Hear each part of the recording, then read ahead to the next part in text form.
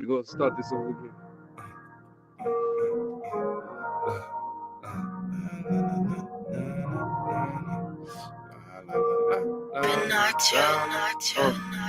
Ain't nothing gonna change me.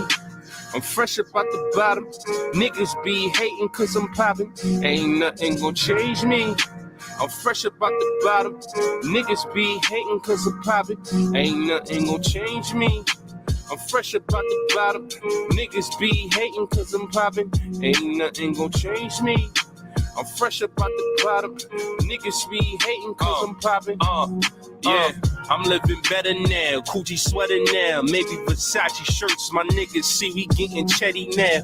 Niggas know I was getting all this dough. Fuck around with bad model hoes, you know about the dough. Living life, how these niggas gon' hate and gon' kill me. We sniping up your blocks, while my niggas living filthy. Drama ain't nothing, I get my niggas out of realty. Niggas out ballin', nigga, you already feel me? Nigga. Yo, these bars is real deep. Feeling chills in my stomach when I'm on the block, I creep. Little niggas acting stupid, put they ass up in the trunk. Let my niggas know we stacking major figures in the back of the penthouse. Change me. I'm fresh up out the bottom. Niggas be hating cause I'm popping. Ain't nothing gon' change me. I'm fresh up out the bottom. Niggas be hating cause I'm popping. Ain't nothing gon' change me. I'm fresh up out the bottom. Niggas be hating cause I'm popping. Ain't nothing gon' change me. I'm fresh up out the bottom. Niggas be hating cause I'm popping.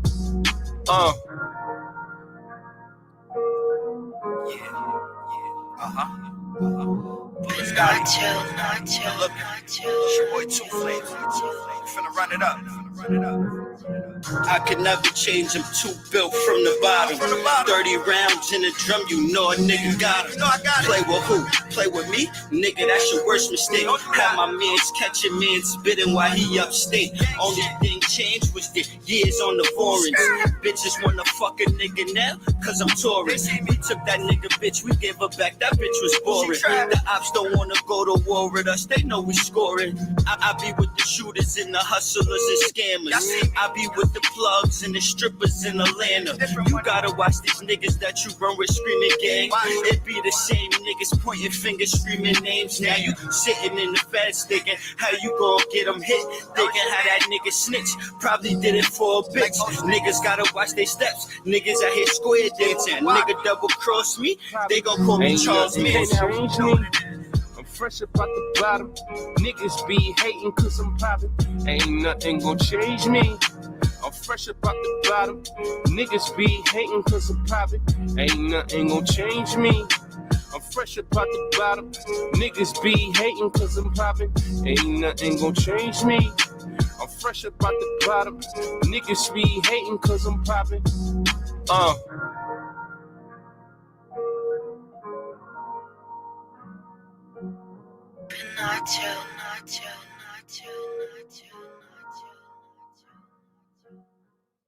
Yes. With so many choices. Yes, sir. Yes, sir. What's good, everybody in the building? Salute. Y'all know what it is, man. Everybody hit that like. We got a great show for you guys today. We got to get it in, or we got to interview in the paint. About to get it in, man. And I appreciate y'all.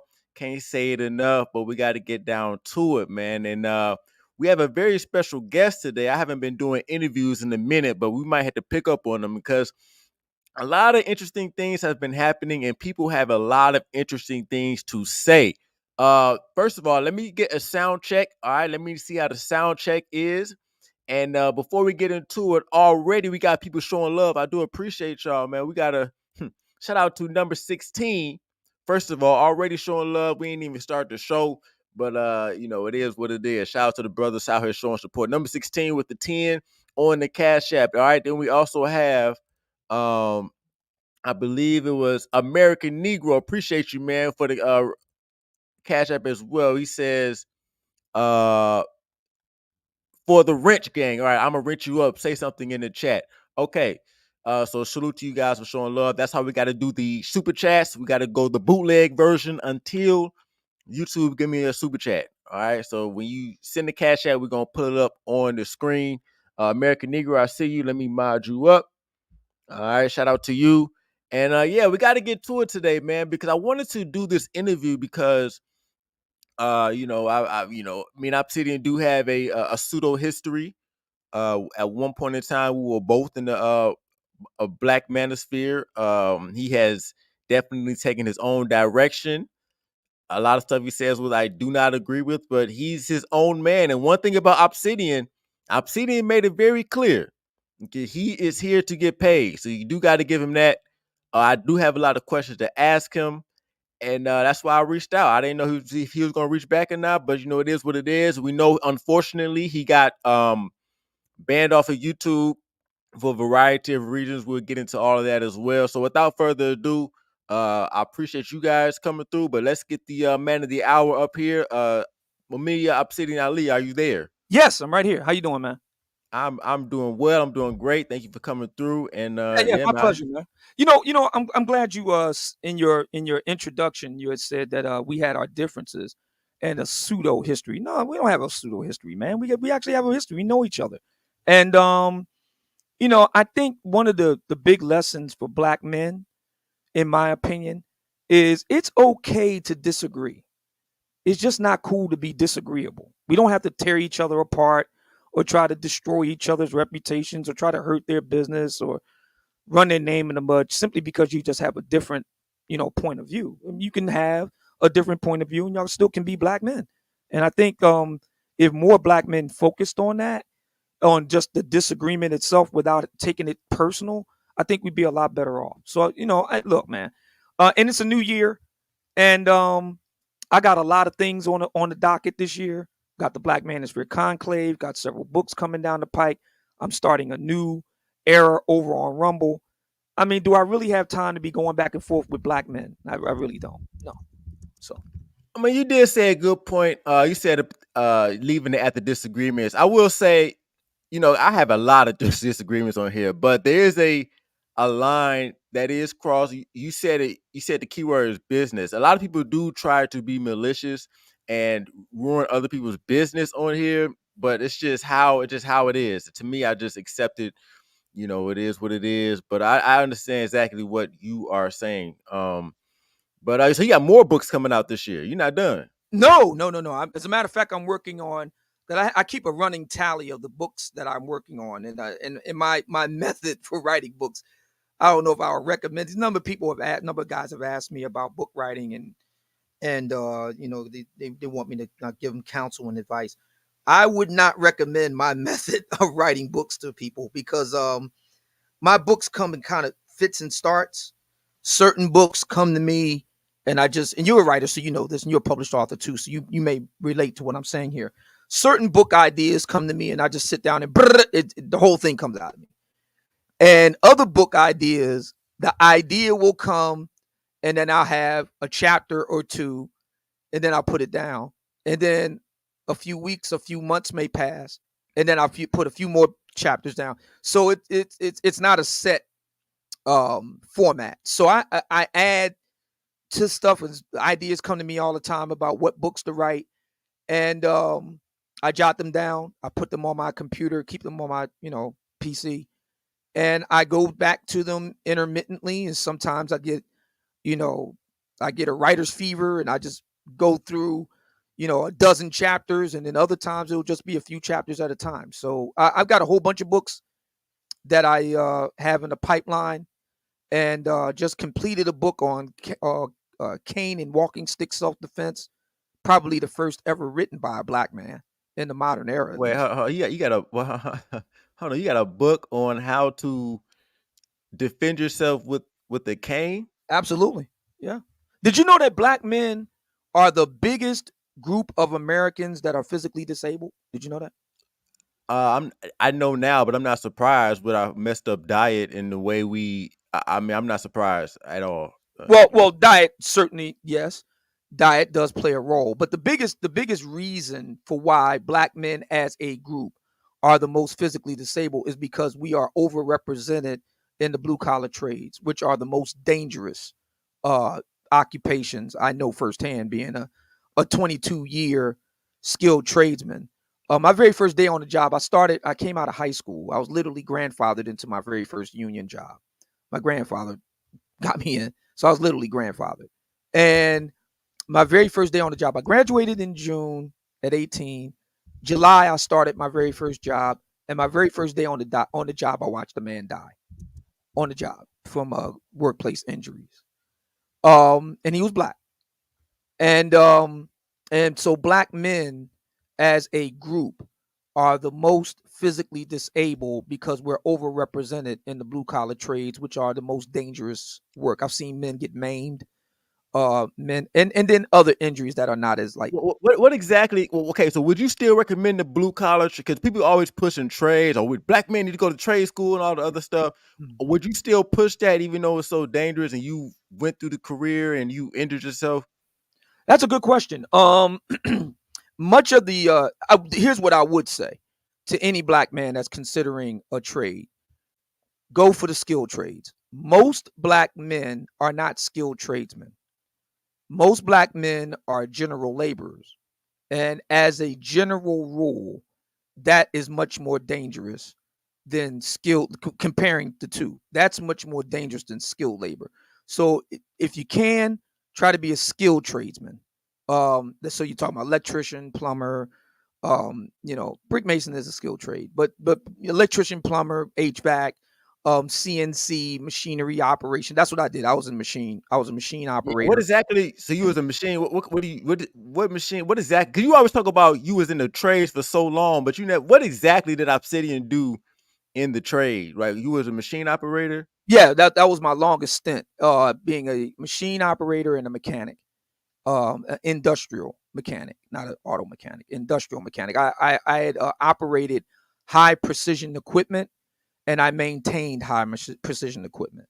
So that's what I did. So yeah, and here's the other thing too. They would not allow you. Like I used to have allergies real bad, and so I would take Benadryl, stuff like that. They wouldn't let me work when I was taking allergy medicine because they were concerned that either I would hurt myself or hurt someone else on my team. So they wouldn't let me operate if I was taking medications like that. Okay, okay. I was curious about that. Okay, and then real quick, one more question about the book. You said you coming out with more books. The Yeah, female book you came out with, how did that do in comparison to the first book you came out, the one that Kevin Samuels co-signed? yeah. Not as well because, well, the main reason isn't because of the book itself. The main reason because of the lack of marketing behind it. That book came out.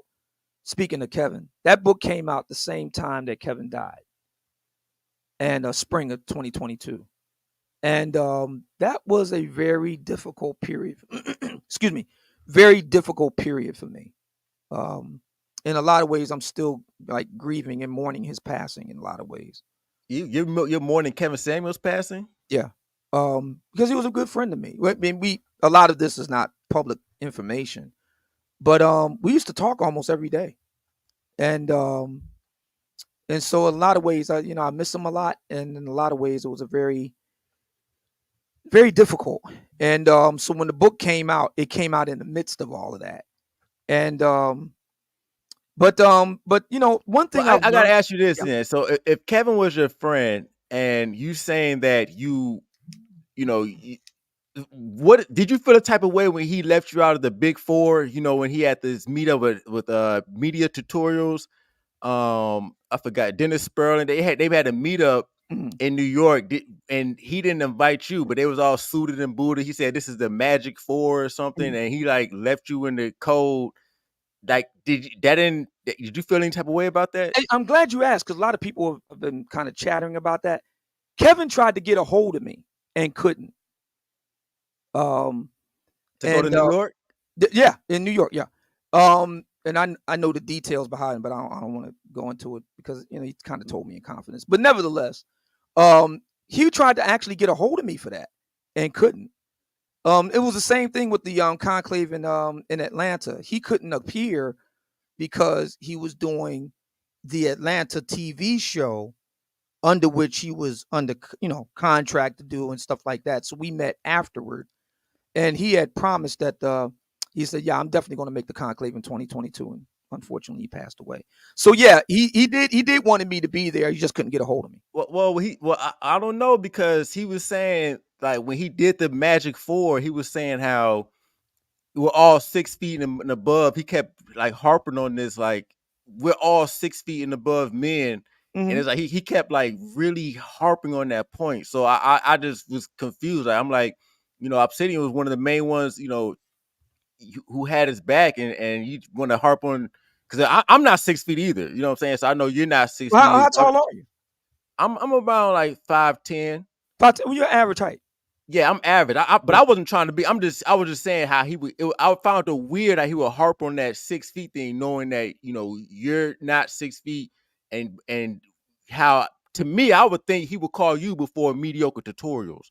Well, So I don't know the order. I didn't ask. Well, did you call me first? But I do know that he was trying to get a hold of me. As far as the whole height thing, well, they all tall guys. As a matter of fact, at the conclave last year in Atlanta, I'm probably the run of the group as far as like the speakers, not the attendees. I'm talking about the actual speakers. I'm probably the run of the group. I mean, you look at the group photos of us as lead attorney. He's got to be easily 6'3" or so. The kosher clinician is taller than that. He's taller than Kevin, taller than all of those guys. He's about 6'6", 6'7". Shannon Rawls has got to be easily 6'1", 6'2". Theo's got to be 6 foot. Jason Brown is the next guy shorter to me, and he's your height, 5'10" or so.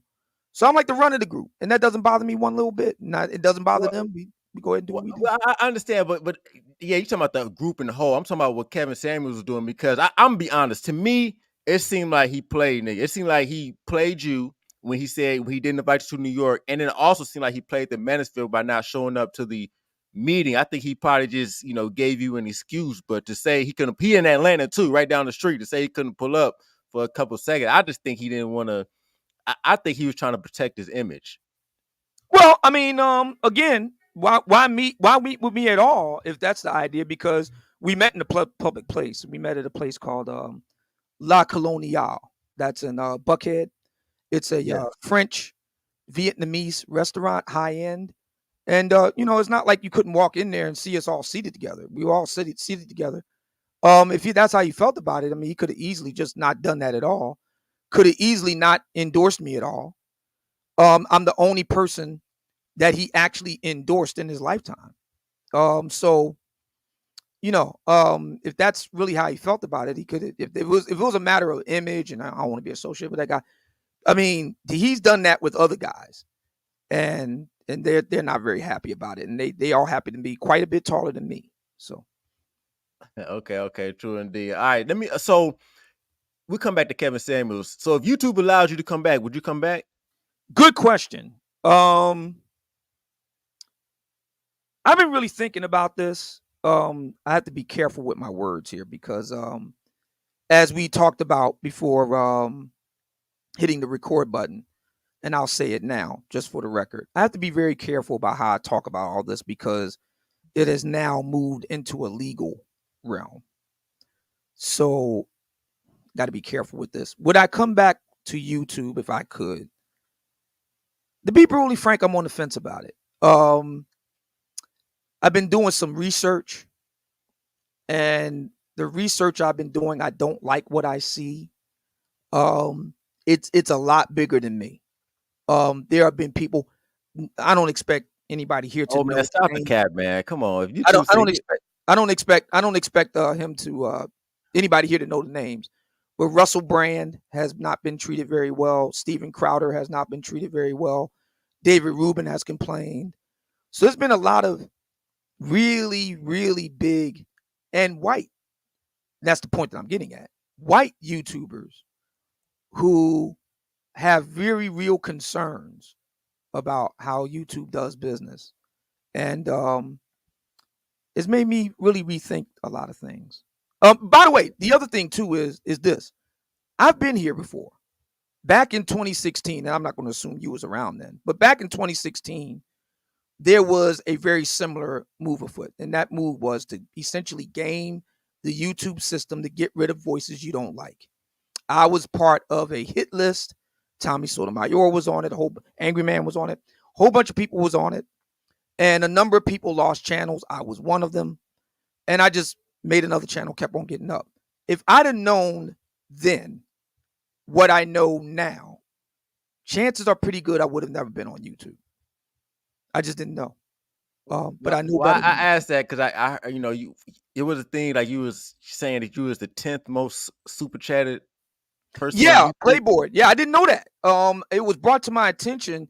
It was a brother that was on another show, and he had mentioned in passing, "Yo, man, Obsidian made the top 100 most super chatted YouTubers on the Playboard website." So for those of you who don't know, Playboard is to YouTube what Billboard is to musical artists. It's basically the Billboard of YouTube, and I think that they're starting to include other social media sites. So at some point, Rumble, which is where I am now, will likely be included at some point. But in any event, they have different categories: daily, weekly, monthly, yearly, and you can look at every month the top 100 YouTubers in particular categories. So the category that I was listed in was the top 100 most super chatted in the United States. And when I found that out, I was like, wow. And as it turned out, I was right ahead of the lead attorney. I can't remember the exact number now, but I was in the top 100. And then I went and did some more research on it. It got me to thinking about Playboard, and I started playing around with it. And I discovered that I did it 8 times in 2023. So And you wouldn't come back to that. You wouldn't. You're saying, I forget that. Well, see, here's the thing. Number one, if I can do it there, I can do it on Rumble. Right. So Rumble got a long way to go. Y'all be talking about going to Rumble. I be going over there. The math don't be mathing. Like the number, like you would think it's easy to say, hey, you know what? I'm gonna go to Rumble. I'm gonna go to another site, and then but you think that it would be easy for the audience to do it, but I never see the audience make the full migration. Like people go to Rumble and it's like 10% of their audience go over there. Yeah, so in certain cases, I have noticed that, but not in all. Like Tucker Carlson, for example, has a huge audience over there. Fresh and Fit, a little closer to home, have a huge audience over there. Andrew Tate, monstrous over there. Russell Brand, big, huge audience. So yeah, but here's the thing. These are people that have really big audiences, and I will grant that that's true. But Rumble was designed for the little guy. And this, not to get too deep in the weeds, but the creation of Rumble was such that it was designed for what they call nano influencers. So a nano influencer is somebody 0 to 5,000 subscribers. That you're called a nano influencer. Once you break out of 5,000, you break it into 10,000 and anything. I think it's 10,000 to 100,000. You're considered a micro influencer at that point. So Rumble was designed for the nano influencer, for the little guy. Matter of fact, they even had programs to promote the little guy. So if you're a guy that's got between, I think it's 500 and 5,000 subscribers, you're eligible for a program. And then you have to meet some other requirements. You have to like live stream 2 hours a day, a whole week, and some other things. They're pretty simple. But if you meet the requirements, they'll give you $500. Now, was YouTube doing anything like that? Not in the 9 years I was there. Yeah, but YouTube pays that YouTube pay is that Rumble. Okay, Rumble give you 500 one time, but with YouTube you can make it's the money is just not the same. I mean, it's not. You go to Rumble, you're not making the same. That's why Myron was crying and shit. You know what I'm saying? Like if Rumble was, it's a good platform, but if it was that great, that nigga Myron was crying when they cut his YouTube off. Which I got to ask you about that. So, with the YouTube being cut off, did that hamper your financial situation? A lot of people. No, actually, my very first day on the job, I made close to $1,000. Yeah, but when YouTube cut your channel off, they cut the AdSense. They bogus as hell. Like they will literally cut the next month's payment. Like if you got thousands in the queue on AdSense, they cut your channel off. They don't pay you. They do, and that's the reason why I said I got to be careful with this, because it's Yeah, I got to be careful because it's a. Yeah, we're gonna talk. We're gonna skim through the legal stuff later. But Yeah, yeah, but just to answer your point, yes. You part of the reason why a lot of big name outside of Black America YouTubers are kind of like going for alternatives like Rumble. That's part of the reason, because it's unfair to the content creator. Okay, treat it like any other job. Okay, you get fired from your job, but you still get paid for the work that you did. You can't fire somebody and not pay them. So again, I don't want to go into the legal thing, but you can kind of see where I'm going with this. I understand. Yeah. So losing the YouTube didn't affect like that. That's not a hurting you in any way. That isn't like just like it's no effect. Like it's not. No. Oh man, just fine. Yeah. No. Okay. As a matter of fact, I wish I had this type of opening. We see, another great thing about Rumble is that with YouTube, and I know because I've been there, with YouTube, you have to, in order to get monetized, you have to have, I think it's, I want to say it's 1,000. Before that, they lowered the standard. I suspect one of the reasons why they lowered it is because of Rumble. But I remember a time on YouTube where you had to have like 3,000 subs and like 4,000 hours of watch time before they could even consider monetizing you. And that was before Super Chats came along. So this was just all ads. So with Rumble, you don't need any subs. You can be not monetized from day one. I think in order to get what their version of Super Chat, they call it Rumble Rants. In order for you to do that, I think you have to have 100 subs in order to do that. But that's a pittance compared to even 1,000 subs with YouTube. In order for you to get a verified check with YouTube, I think you have to have a certain, I think it's like 100,000 or more subs. With Rumble, you only need 1,000. So I mean, it's like I said, it incentivizes the little guy. That's what it's all about. So what about Mixler? That's not.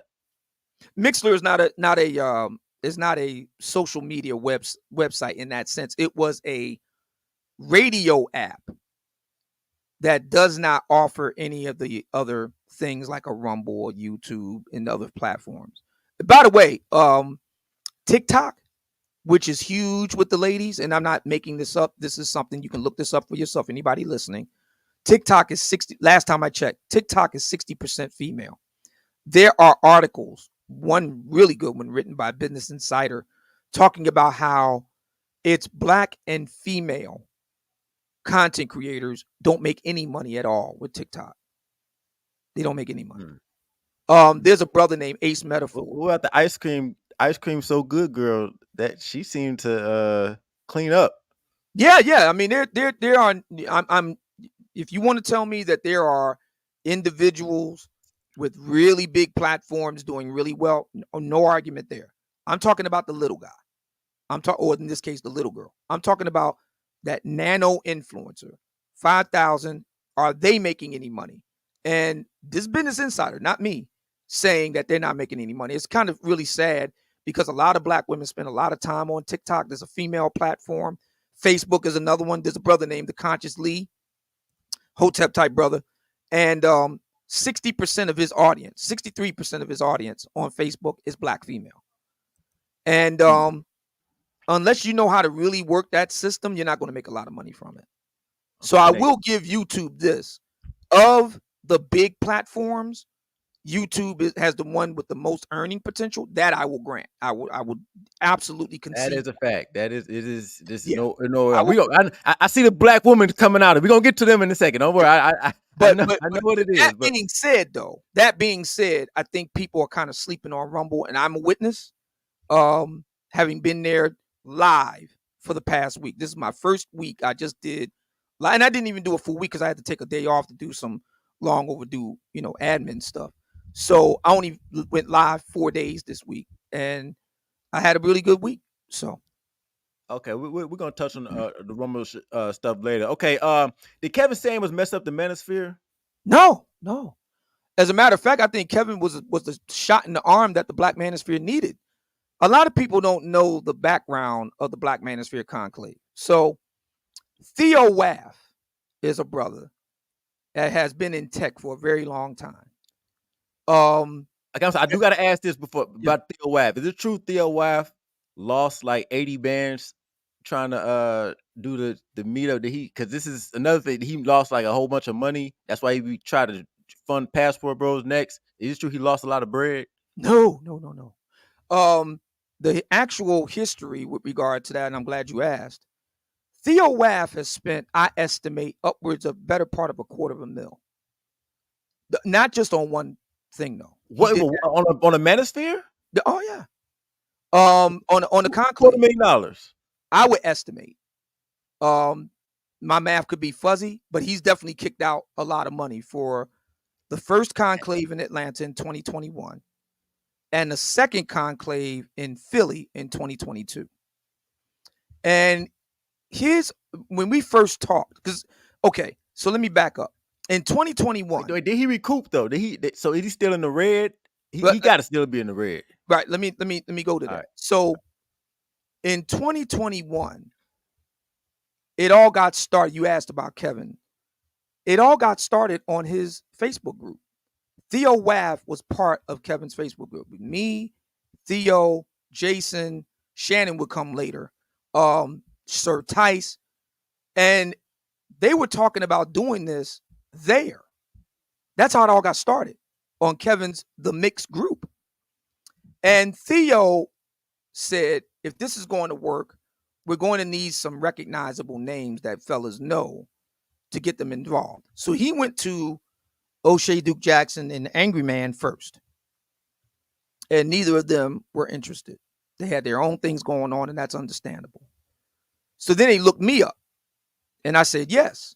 So when Theo and I got together to talk, he told me why he wanted to do this. Of all of his years in tech, he had noticed that not even white guys, it's mainly Asian guys, Pakistani, Indian, Chinese, Korean.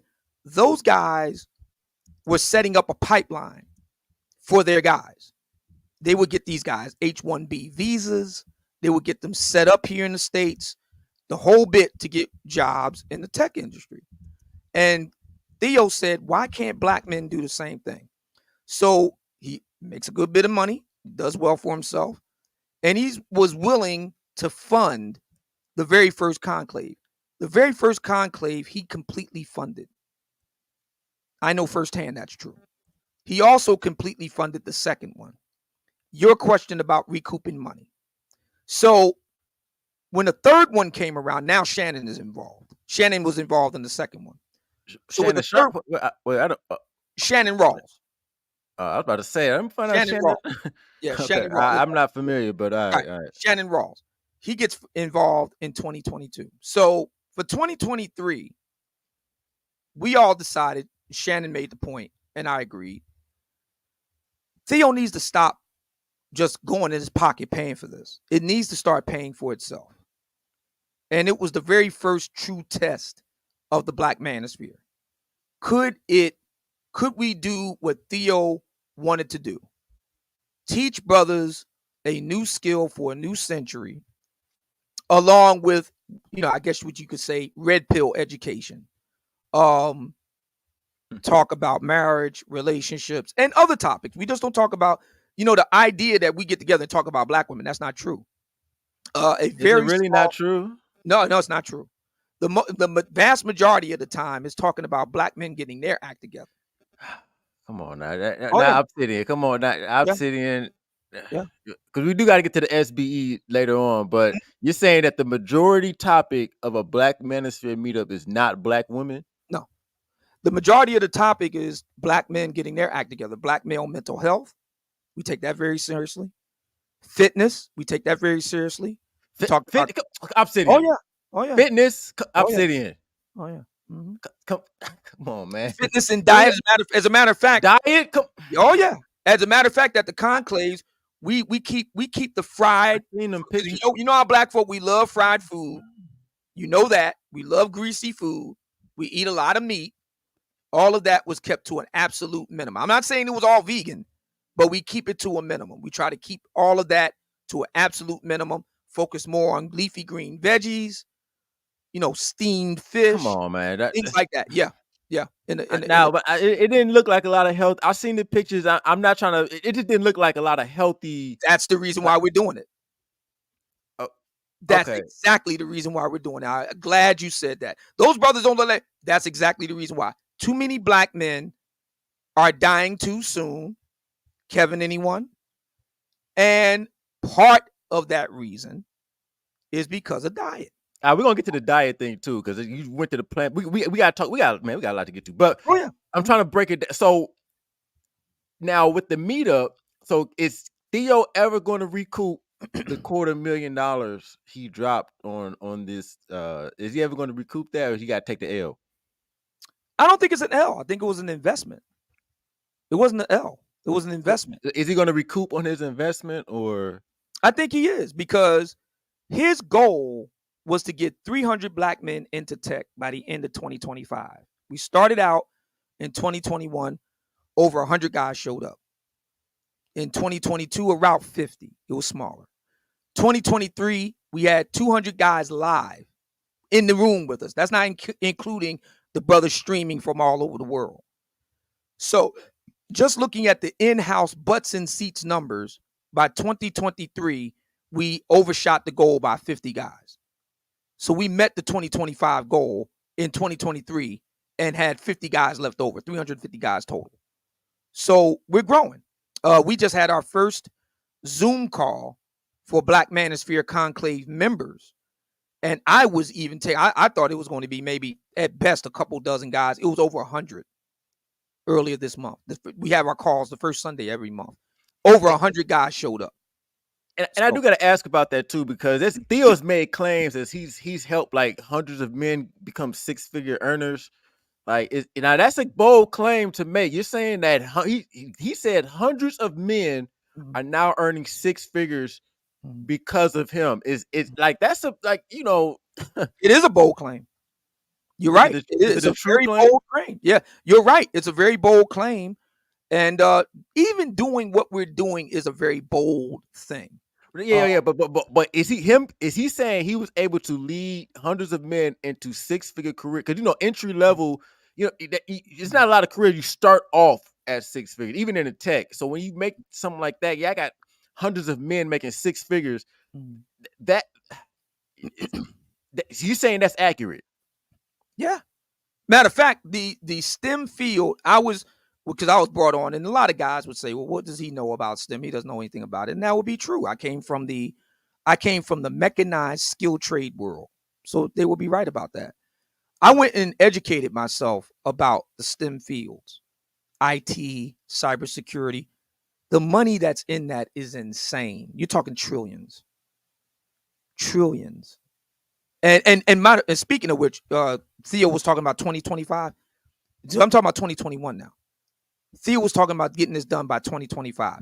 When I was doing my research in 2021 about this, in the run up to the first conclave in December, that would have been October, November when I was doing my research. The research that I did was saying that the projections for the financial projections for that sector of the economy going through the roof by about mid-century, just off the chain. So I was like, yeah, because I was the same way too. I was like, wait a minute, you make that kind of, and yeah, let's be honest, Blackfoot. I know the money can be made. I know the money can be made, but I'm just saying the way he said that he led hundreds of men into 6 figures. You said it's accurate, but we'll leave it at that. So, a couple more questions about that. Is it true that you guys ran off of Lil Big Nate's idea and left him in the dust? Because I remember that too. Yeah, Lil Big Nate contributed the idea of, and it was very important, Black men getting together of like mind. That's very important. So y'all stole Lil Big Nate's idea. The other idea about politics. So Theo wasn't really, Theo's thinking was, you got to crawl before you walk. If you want to have an impact in American political game, you need 2 things. 1, you need organization. 2, you need money. We don't have either yet. So Theo was kind of on the fence with the political piece, but the idea of Black men being on the same page, of being of like mind, yeah, that's a really big important idea. So you guys did you guys stole a little Big Nate's idea, took it and ran with it, and capitalized. Does he get a kickback for that or no? You would have to ask Theo about that. But what I would say is there's nothing stopping Little Big Nate from taking the idea. Matter of fact, we want more. We don't want to just be the only game in town. We desperately need more stuff for black men. My thinking is this, and I think I can speak for the rest of the four horsemen: Theo Wav, Shannon Rawls, Jason Brown, JB, myself. JB kind of dubbed us the four horsemen of the Black Manosphere Conclave. I think I can speak for them when I say this. We need more stuff going on for black men. And the reason why is because I think we all can agree. I was just reading about everybody admits now.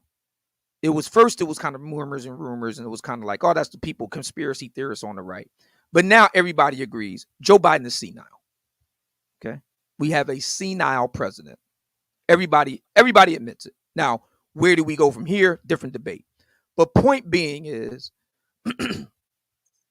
our institutions that guided men, from young men, from boys to younger men to older men, have failed. Look at the college campus. I mean, everybody can see what's going on there. That's senile. Harvard, MIT, UPenn, which is I can walk to Wharton from where I live.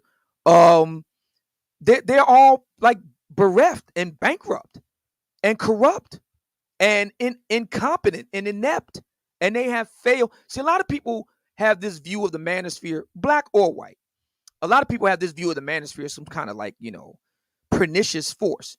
Instead of being kind of taking a Jedi view of it, if you will, and looking at it from a metaphysical point of view, the manosphere exists for a reason. And the reason is because the institutions of American society have failed men. And the Black Manosphere Conclave and outfits like Black Men Excel, Black Menswear, and others have cropped up in the void because nature abhors a vacuum, have cropped up in the void to try to address that on the black male side. And so I think I don't think the Black Manosphere is doing that. yeah. Well, okay, so the Black Manosphere, I think if when it was first beginning, if you want to say that, okay, I think now it's just all about trying to convince women to come back to the table. Like what you're saying, it's and that's even from the outside looking in, not just me. Is it because I first I didn't want to believe this, but I do believe the Manosphere has turned into went from trying to better black men to now the sole focus is trying to get Keisha to behave. So right. I that's what I'm seeing right from that. Now, it's funny you say that. It's something that Shannon said, and I agree with him. He had said, I'm talking about the conclave now. So we make this distinction because I know what you're saying. You're saying what is deemed the Black Manosphere online, and let's be honest, YouTube. So let's make the distinction between that and the Black Manosphere Conclave. So I agree with you. I think that is the perception among some brothers, and for that matter, some sisters. That is the perception that you just laid out about the Black Manosphere. But more than the perception, is that what? I mean, even with the let's combine it. Like, so are you agreeing that that's what the Black Manosphere has become, trying to convince women to come back to the table? I think that there's certain elements of it that is, yeah. Okay, so how is that helping black? How does that help black men? It doesn't. That's the reason why we have the conclave. Okay, so the conclave is for the black men stuff, and the content is for the that's what we call SBE. Do you know what SBE is? No. Just so that we're both on the same page. Lay it out for me. Okay, it's shame, blame, and explain. So SBE is when there will be a panel, or so let's say at Fresh and Fit, they'll try to go on with the female and try to convince the modern woman to give up all her power that she has, her sexual freedom, her financial freedom, to give it all up to be in the kitchen for one man. And so we seeing how women react to that, and it's a lot of funny situations. And the Black Manosphere was SBE heavy. That's why we was laughing and roasting niggas up, because see, the thing about you, I respect, because you said, yo, I'm here, I'm gonna get paid. All right. You said it from the jump.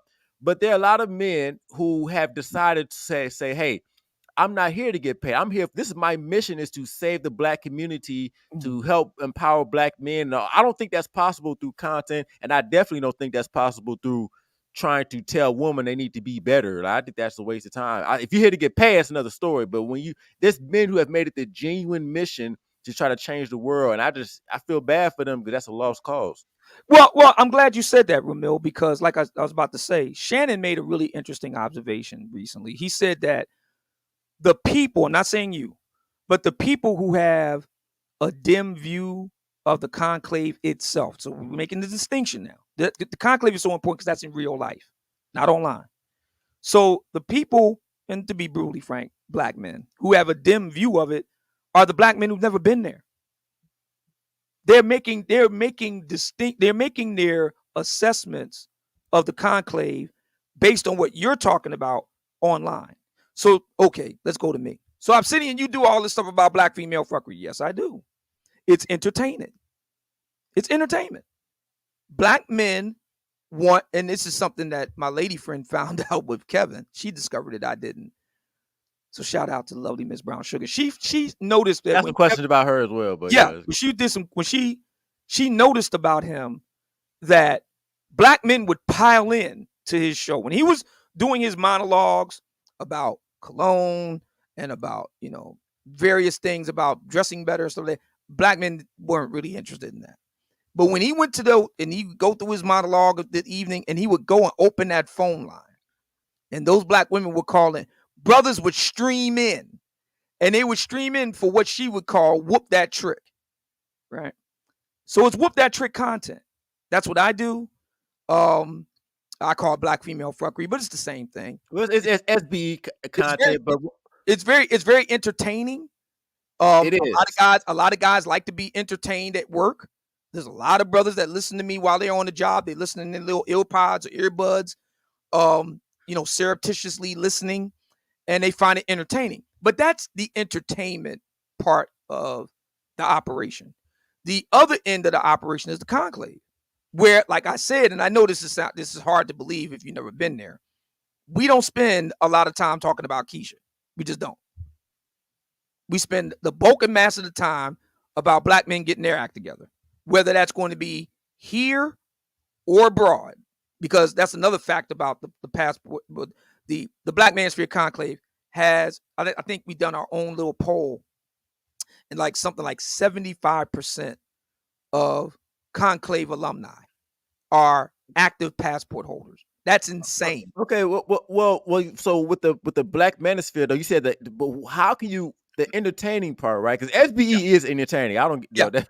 We react to it, and the guys who really believe it, hey, it's entertaining. But isn't it? How are you going to keep on doing that if the platforms keep kicking you off? Because it seems like when you get to a certain point with the with the SBE stuff or the BFF or whatever, it's like these females are going to form Voltron. They're going to use their power that they've gained through feminism, their institutional power, and it seems like they always get niggas out the paint. Like, what's your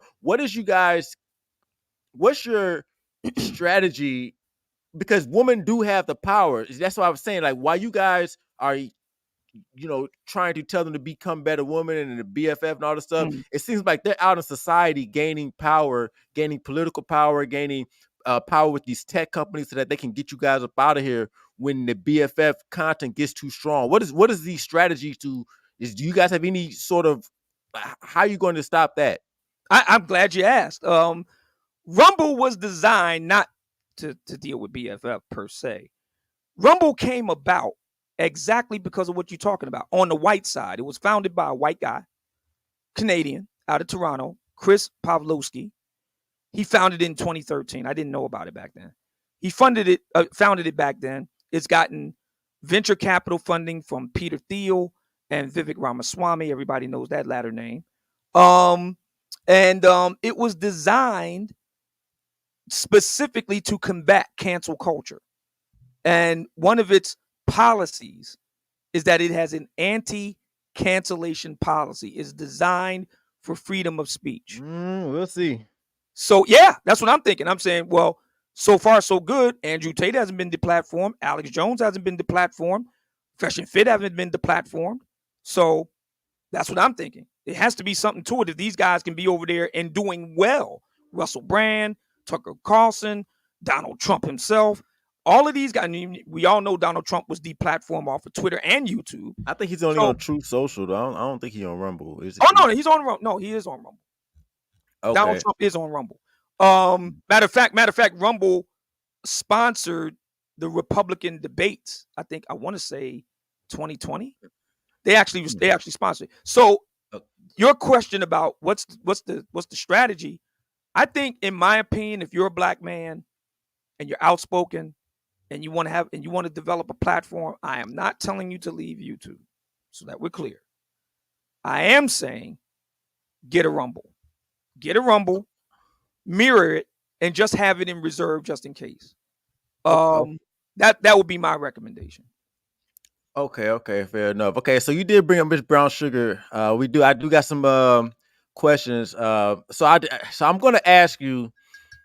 So we got to be I want you to be very objective, because you always, you were one of the, guys, the height, weight, dress size. Mm-hmm. What is Miss Brown Sugar on a 1 through 10? Like, on an objective level, what would you give her? I know it's a woman, but on 1 through 10, are you capable of, what is her objective?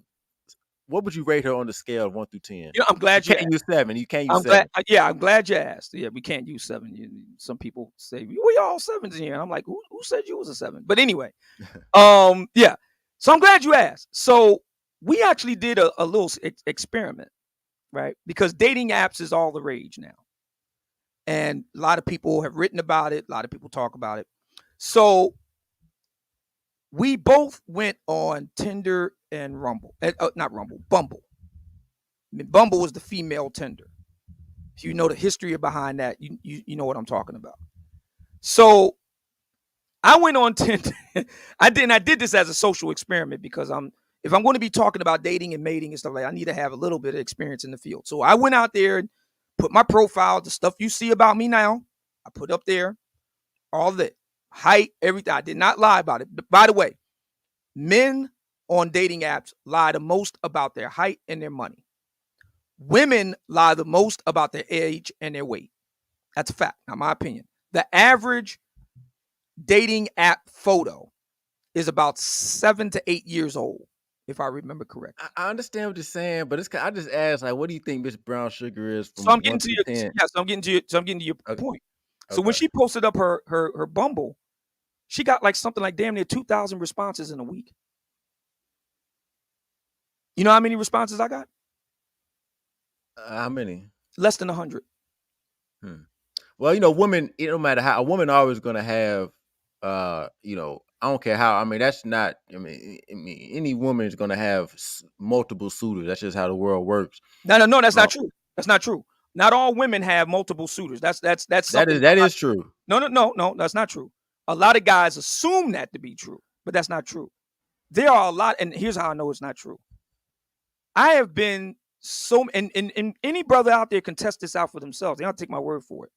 Wherever you are, I have been to so many functions, events, gatherings, and so on, dinner parties, museum openings, concerts. I've been to so many of them. And you know what I consistently see? I was at, me and my lady went to a Brian McKnight concert a couple years back. Brian McKnight. She's a big fan. So I said, okay, we're going to go do that. There were more white couples there than black couples. You know the biggest group of people, concert goers there? Groups of single black women. Brian McKnight concert. And more white couples than black ones. We go to a museum art opening. Here in Philadelphia, there's known that the Obsidian. What is, but on a scale of 1 through 10, what is Miss Brown Sugar? I gotta ask you this because Obsidian has gave other women a lot of ratings. I never said so much so is this or that. I never did that. You did what? No, I never did that. Oh my God. You have to find somebody. You have to find actual evidence of me saying that's so and so. The only person I said that, and I actually never gave a rating. You never gave a rating. No, the only person I actually even came close to doing something like with somebody like that, it was Kimberly Nicole Foster. And that was asking the question, Who told you was a 7? We're gonna get to that later too. But So to respond to your question with my lady, I think that pretty much answers the question. She got like damn near 2,000 responses in a week. So what would you give her 1 through 10? She would have to be at least a 5 and up in order to do something like that. Okay, you know what? You know what? You know what? I'm cool with that. You know what? I'm actually surprised. That's you know what? I'm gonna give you that. You said 5 and up. Cool. She would have to be north of a 5 in order to pull off. That's not even delusional. I thought 7 days. Okay, she would have cool. to be over 5. Okay, you know what? I'm gonna leave it at that because I thought you was gonna say something wild and you know what? Cool. We're gonna keep it going. You know, a lot of extra said, but you said 5 and okay. I'll leave it at that. Now I do have to ask you. Speaking of the other lady, I think it was a picture. What do you think about her being pictured with Tarana Burke, the founder of the Me Too movement that has ruined the lives of countless men of all races? Like, why was your girl in the picture with the Me Too founder? She was attending a artist event. See, my lady is a professional photographer, and she's been doing it for a long time. And she was attending a professional artist's event, and Tarana Burke happened to be downstairs, and they were both getting something to eat. So she went and took a selfie. That's all it was. My lady has never been a feminist, doesn't agree with it. Matter of fact, there were podcasts we did where she laid out her critiques of specifically Black feminism. My lady friend has always made the argument that Black feminists seem to be more Black male identity, because that's the argument. If you listen to the Prince Sellers of the world, for example, I'm reminded of an interview that I agree with Prince Seller. Right. I'm reminded of an interview she did last year with Danielle, sister Danielle and Concrete Rose, and she was kind of berating them both for being Black male identified. And my lady friend made the observation, it's ironic that they say that because the most Black male identified Black women in the community are Black feminists. Everything that they do is in reaction, one way or another, to Black men. Yeah, but that don't answer. So let me tell you, well, why was she in the if she knew who she was, and you saying she's not a feminist, why would she take a picture? It seemed like because I'm looking at it as women are proud of each other and shit. So I mean, I'm looking at why would I'm thinking the sisterhood might have a more of a grip on her than you. Like that doesn't if I see any female I'm messing with, if I see them with a picture with Tarana Burke. Like there's plenty of people who I'd rather see a female I'm messing with a picture with. That's the last one I need to. You're not worried about that? Tarana Burke doesn't bother me. Here's the reason why. Tarana Burke doesn't bother me. So I actually went and did research on Tarana Burke. She's a real tragic figure. She's somebody I'm going to be writing about in my book on feminism. She's a real tragic figure because her movement was originally designed. You don't have to take my word for this. You can look this up. Her movement was originally designed to deal with Black women and girls who were sexually molested, a la R. Kelly. It didn't have anything to do with the workplace. Didn't have anything to do with white women. Her movement was effectively hijacked by white women. That's what it is. And she was kind of like left in the lurch. She doesn't bother me. That was the original intent of Me Too. Now, her original vision, I got no problem with. Why? Because I'm not a molester. I don't molest girls. I don't do that. So that doesn't bother me. The problem I had with Me Too was the hijacked white Me Too that went after those various different men, Bill Cosby. But Tarana co-signs. She still co-signs all of the other stuff you're talking about. She still co-signs even if the movement was hijacked, she's still behind the modern movement. Like she didn't disavow it or anything. Actually she did. She's gone on record in voicing her displeasure by how white women have hijacked her movement. It's a matter of public record. She has gone on record. Now, maybe she hasn't been banging the drum over and over and over about it, but it is a matter of public record. So again, so that we're clear, my lady friend is not a feminist. She's actually been a critic of feminists. Her argument is that Black feminists, so that we're clear. She ain't talking about white folks, talking about Black feminists. Her argument is that the irony of black feminists calling black women that they don't agree with as black male identified are themselves the most black male identified group because they do everything in relation to and in reaction to black men. So that's number one. Number two, with regard to Tarana Burke, that was a chance happening, and she took a selfie with somebody that's a notable figure. If you know anything about my lady friend in terms of the selfies she's taken over the years, she's taken selfies with a lot of black women, many of them notable people, some local, some national, some regional. Just because she takes a picture with them does not mean that she agrees with them. That's like me taking a picture with Barack Obama and okay, now all of a sudden I'm a Democrat because I took a picture with Barack Obama. Everybody knows I'm a Republican. All it means is that we just took a picture. That's it. And she also explained the whole background behind the picture herself. And now I got to be careful with this because now it's veering off into legal stuff. But in any event, the whole context is explained there. So that was completely misrepresented, completely hijacked itself, and was done with the malicious intent of trying to harm my lady friend's public reputation and standing. It will not stand, and I'll just leave it at that. Okay. You said the Manosphere needed a queer eye. Yeah. Yeah. What did you mean by Manosphere needed a queer eye? Yeah. So here's another one of the big ironies that's trying to be painted about the Black Manosphere. It's homophobic and all this sort of thing. And I find that fascinating because Kevin was accused by black women and black men alike as being gay. He was. And that was the argument. That was the argument that was made. I think he was gay. Oh, exactly. So here's the irony. But I gotta ask you. Okay, but I gotta ask you. But real quick. So it's him with the kitten boots, the cheerleading picture, and the man in the bed. Because at first I wasn't with that. I don't like calling black men gay for no reason. I think, but those three things for me, like that didn't nothing about that road raise any red flags after those events. I mean, wearing boots with kitten on them. I mean, I couldn't. Bro, I tried to give him the benefit. Would you wear boots with kitten on them? I don't think so. I would. But that doesn't hold on. But that doesn't mean I don't like cats. This ain't really okay. But I'm saying no straight male. I don't care if you metrosexual. No straight male is wearing boots with the words kitten on them. But the point is that the argument is that the Black Manosphere is virulently homophobic. Okay, so we just got finished talking about Kevin, what was happening. Got it. So now we go to my statement about queer eye for the straight guy. So I was asked that question, and I was asked that question on a forum that, to be brutally frank, was just outright bashing Kevin day in and day out.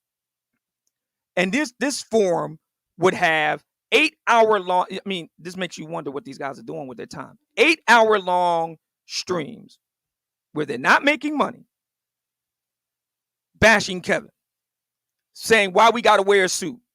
These guys are not the epitome of suited and booted by any stretch of the imagination. They're slovenly, they're sloppy, they're out of shape, don't look like they got anything going on, and they're just railing against Kevin about this. So I was asked about the black male image, and I said, yes, black men, I agree with Kevin. Black men could do well to have a care about their appearance and their image. I agree. Then the question came up, would you rather have a queer eye do it than this other guy? And I said, compared to the other guy, who I don't want to name, compared to the other guy, absolutely, I'm taking the queer eye guy. And as a matter of fact, ironically enough, the TV show of the same name, Queer Eye for the Straight Guy, that was the whole point of the show, that it was gay guys that was giving straight guys makeovers who look like slobs. So you would let a gay dude give you a makeover? Johnny Versace. Who else? Let me see. They're gay. So you would let those? So just because they're Versace or what's the other one? I want to say all those dudes are gay. So you're okay with letting a gay dude style you, I have no problem wearing a suit that was made by a gay guy. Tom Ford, he's gay. and you get a makeover by a gay dude. Again, Tom Ford is gay. Yeah. So I'm saying you're cool. Okay, well, you say you're cool with it. I mean, I to me, no gay dude can give me any direction with anything in life. I mean, again, compared to what? Compared to the slovenly, sloppy guys who are railing against this, I'm taking Tom Ford over those sloppy guys every day and twice on Sunday. Oh, so you're comparing. So you're saying if it was either Tom Ford or some sloppy guys, yeah, and these are the loud and wrong guys. You know, even Nicki Minaj. Is that the only choice? Like, why they got to be sloppy? Why do straight men have to be sloppy? Well, that's just it.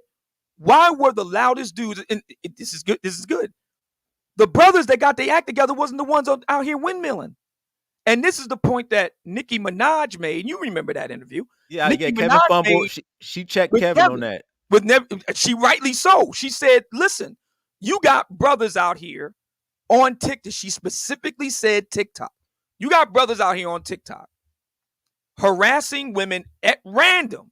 They don't know them, never had any connection with them. These are not public figures saying you just an average at best, you this, you that. And these brothers themselves are anything but high value. And she had a point. And Kevin admitted that she had a point. You go back and look at the interview. If the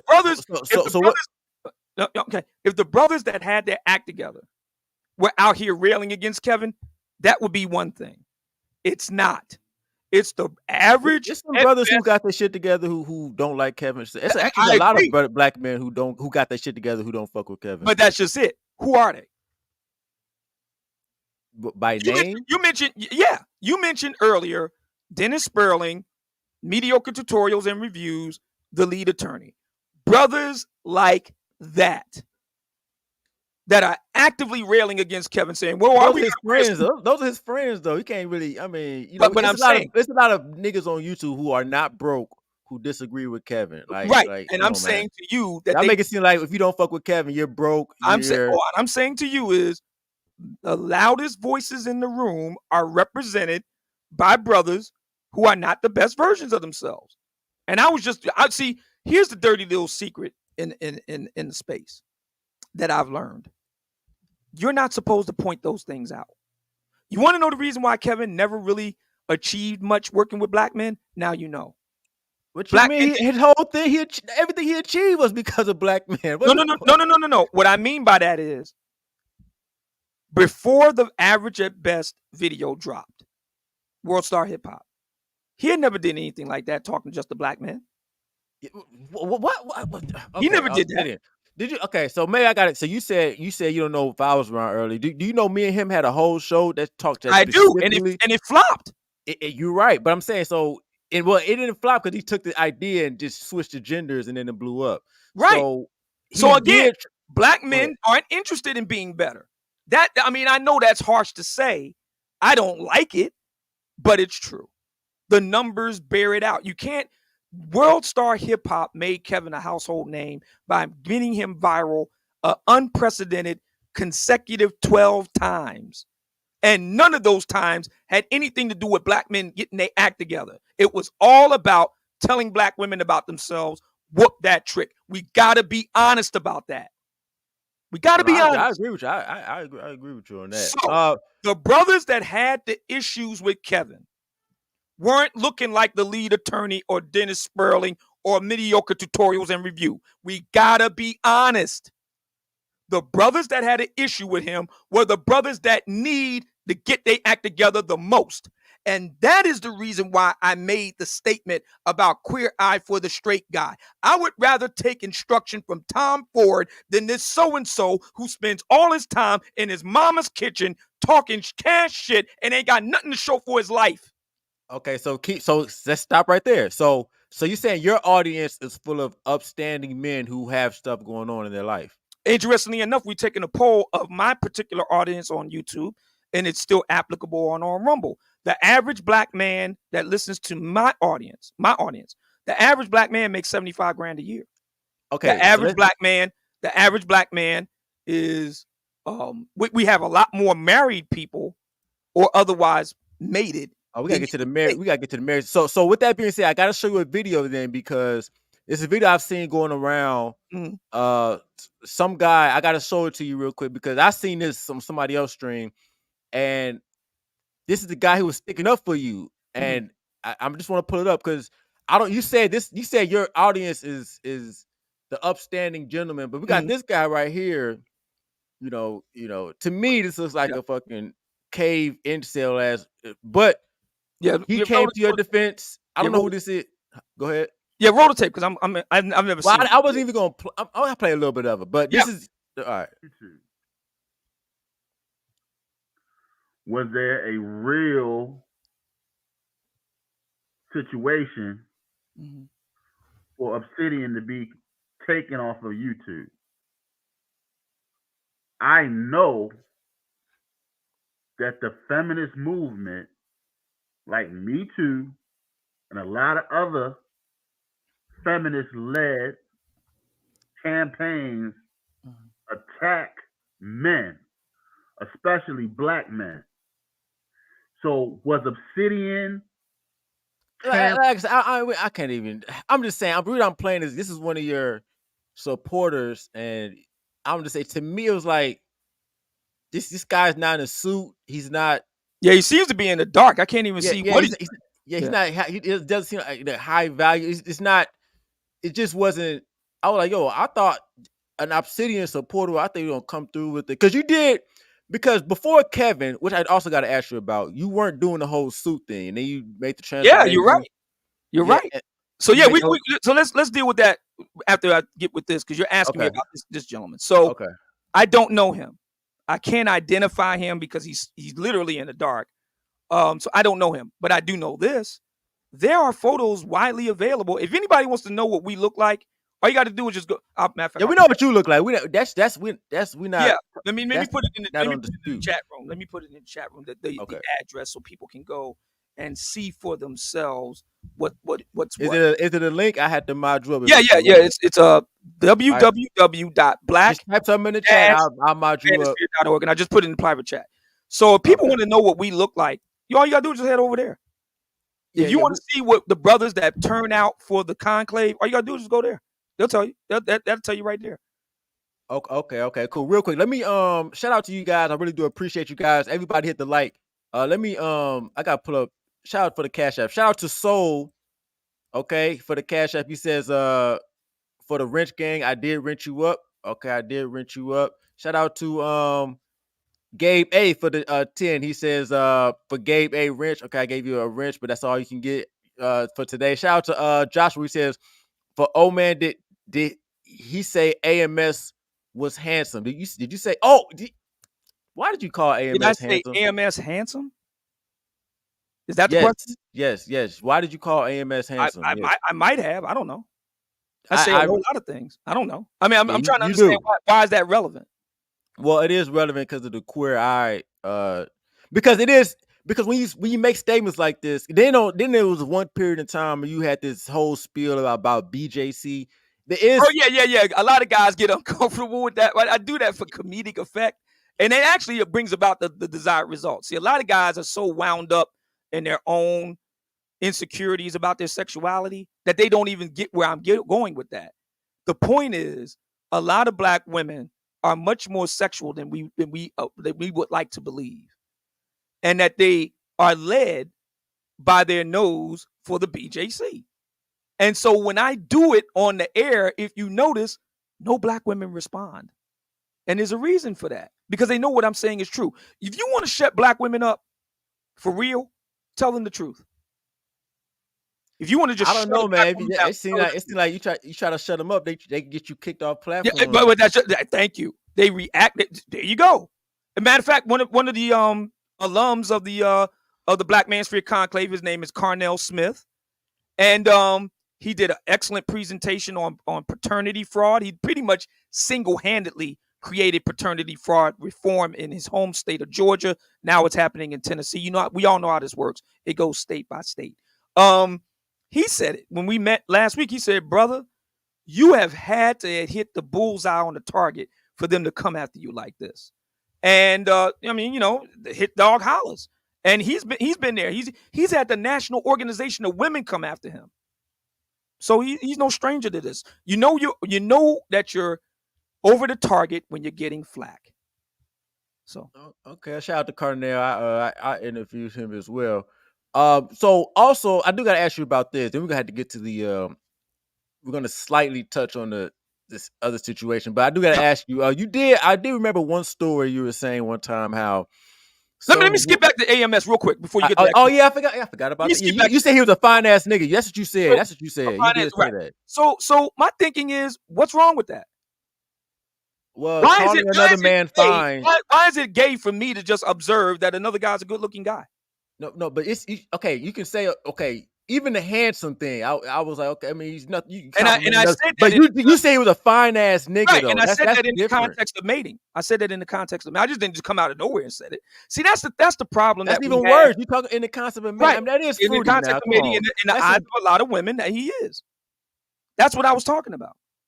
But why'd you have to say he a fine? Because in the eyes of women, he is, and I was using the words that they would use. That's not wild. No. No. Oh man. It doesn't diminish me one little bit to make an observation. In that case, I was speaking in the context of mating and how black women view it. Not me personally, but how black women view it. That doesn't bother me. So for a lot of brothers, I would say, how do you know black women view him as? I mean, because I don't know. I don't know how black. I've actually heard black women say that about him.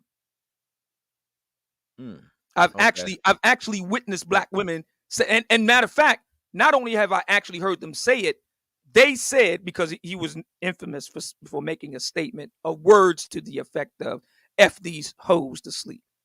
Okay, so I've heard black women say that he was fine, but he was saying toxic stuff and all that sort of thing. So I actually heard them say that, and I just mentally just repeated that. I don't see what the problem is.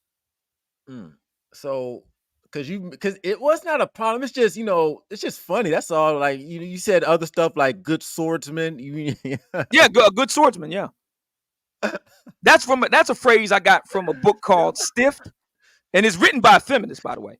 It's written by a feminist named Susan Faludi. She wrote a book called Stiffed, and there's a chapter in the book. The entire book is not written about this, but there's a chapter in the book called "Waiting for Wood." She's talking about the porn business.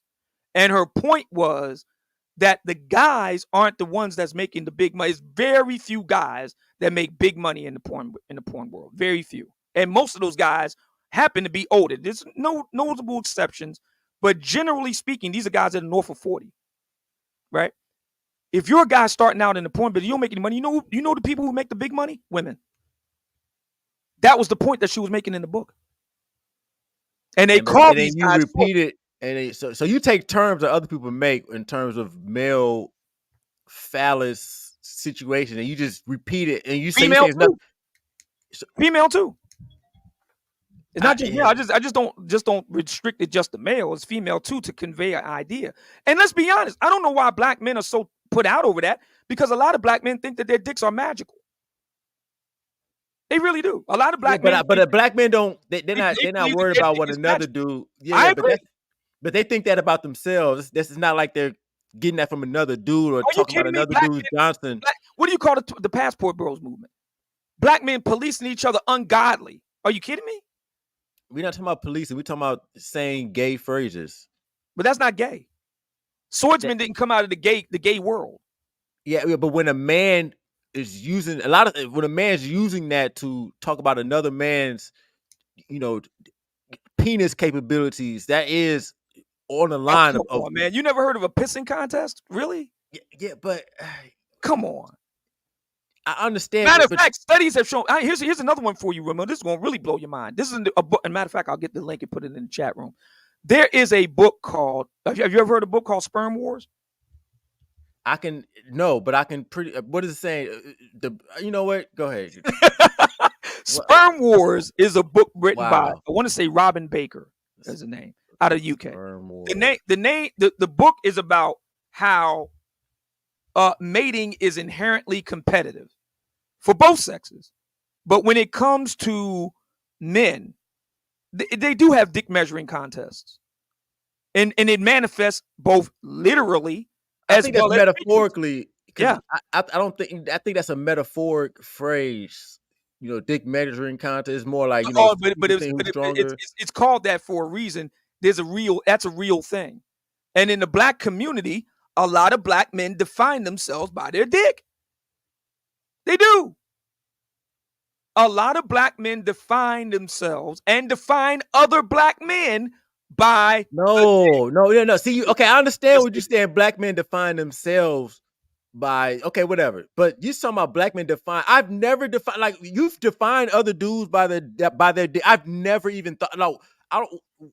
The last thing I'm thinking about when I'm interacting with any nigga is not about what y'all. I just don't. To me, this is where we So get watch to the this. homo stuff right Right, here. right. So watch this. So check this out. So where do we get the whole thing about you don't get no pussy? Where do we get that from? That's called. We're talking about the incels and stuff like that. You know, But but it's we're still not. about the dick. No, it is. No. It is Sure about. it is. No. It's not about that. It's about, because if you're not dealing with women in a certain type of way, then you're And gonna have this has deficiencies. been around, and this has been around long before the incel thing happened. Incels are new; they're recent. This has been going on. I'm 55. I remember brothers doing this 30 years ago, easily. You don't get no dick. How many butches can you pull? What? Black men judge each other based on the dick. They don't judge No, each other no. It's based not. on It's not. You're making it. You're driving you. it. No, they're basing it off whether they get females, whether they deal And with women. what are you doing with them? They don't talk about getting females and Yeah, just giving but them you're not. flowers. As a matter of But fact, they you're call that getting being so simp. technical with it. You're worried about, like, I'm I'm just not. being, No, I'm just being raw with it. See, a lot of no. brothers don't want to. A lot of brothers don't want to be literal with it, and I do. I just be raw with it, and a No. lot of guys can't handle that. So my thinking is this. Number one, get over your own insecurities and your own hangups. Number two, think about what else a black man should be judged on. Do you have an obsession with the male phallus? No, but I'll tell you this: men do. Look at what is the Washington Monument? What is that? It is a. What are skyscrapers? What is that? What are guns? What is that? I mean, so you're saying that those are made in the shape they're made strictly because of a foul, not because that's the best convenient way, not because the skyscraper is more convenient because it saves space, or you can make or have a large piece of real estate on one block. It's not. It's not. Hey, look, I'm not the one who made this up. Francis, I know you're familiar with the name. The late great Francis Quest Welsing. Yes. The ISIS papers, the code to the keys to the colors. I read the Yes. book when it first came out in the early 90s. Yes. Excellent read. I always thought it was a damn good read. Look at what she says about it. Yeah, she agrees with Freud that everything's based on sex. But my thing is, I don't think because a certain object has a shape, I think sometimes that's the most convenient shape for a gun. Like, what other shape can a gun, That's a good question. But you're making it seem like they shape because of a dick. I'm like, what? I mean, well, not just guns. I'm talking about monuments. I'm talking about buildings. I'm talking about all kinds of stuff. They're all phallic symbols.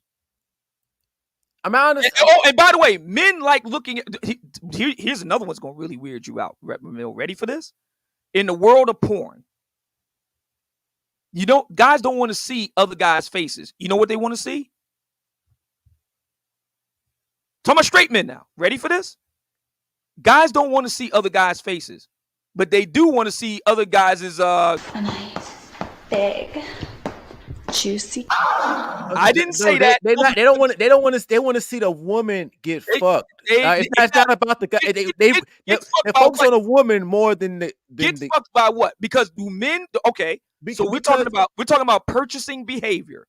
So there is an entire genre of women that are doing themselves with vibrators, dildos. Do men want to pay to see that? Yes. Do they pay to see it to the same degree that they do with a live guy doing it? I don't know, but I'm saying porn is porn. Okay, because most guys are looking at that and they're wishing it was them fucking the bitch. All right, but they're not like they're wishing it was them. That's why they're watching porn. And they're watching because of the woman. The book. Right? Matter of fact, let me go get the other book stiff for you too. This is the point that all the books that I'm putting in the chat room and you could post the links. People can do their own research. What this is revealing about black men, and this is something else that the whole Nicki Minaj. Remember the part in the interview she did with Kevin? She was talking about how she was dealing with a guy, and the guy called her a man because she wanted to get off as much as he did, and she called her a man for doing that. Mm-hmm. See what that revealed, and she was asking Kevin about his thoughts about that. She wanted to know what his opinion was about that, and he said, "You know what? Forget what he said. I'm gonna tell you what I think. I think that moment revealed for many of us, I'm talking about black men, for many of us, just how ignorant we are of human sexuality, and that we need to do better in learning not just women, but more importantly, ourselves." There's a really good book my lady friend gave me. I'm gonna put that in the link in the chat room. She gave it to me as a gift, and I'm really thankful that she did. I'm gonna put that. It's literally called The Penis Book. And black men need to learn more about that. They need to learn more about their own junk. Who's the biggest group in America that suffers from prostate cancer? Black men. Okay. Who's the and one of the key symptoms of prostate cancer is what? Erectile dysfunction.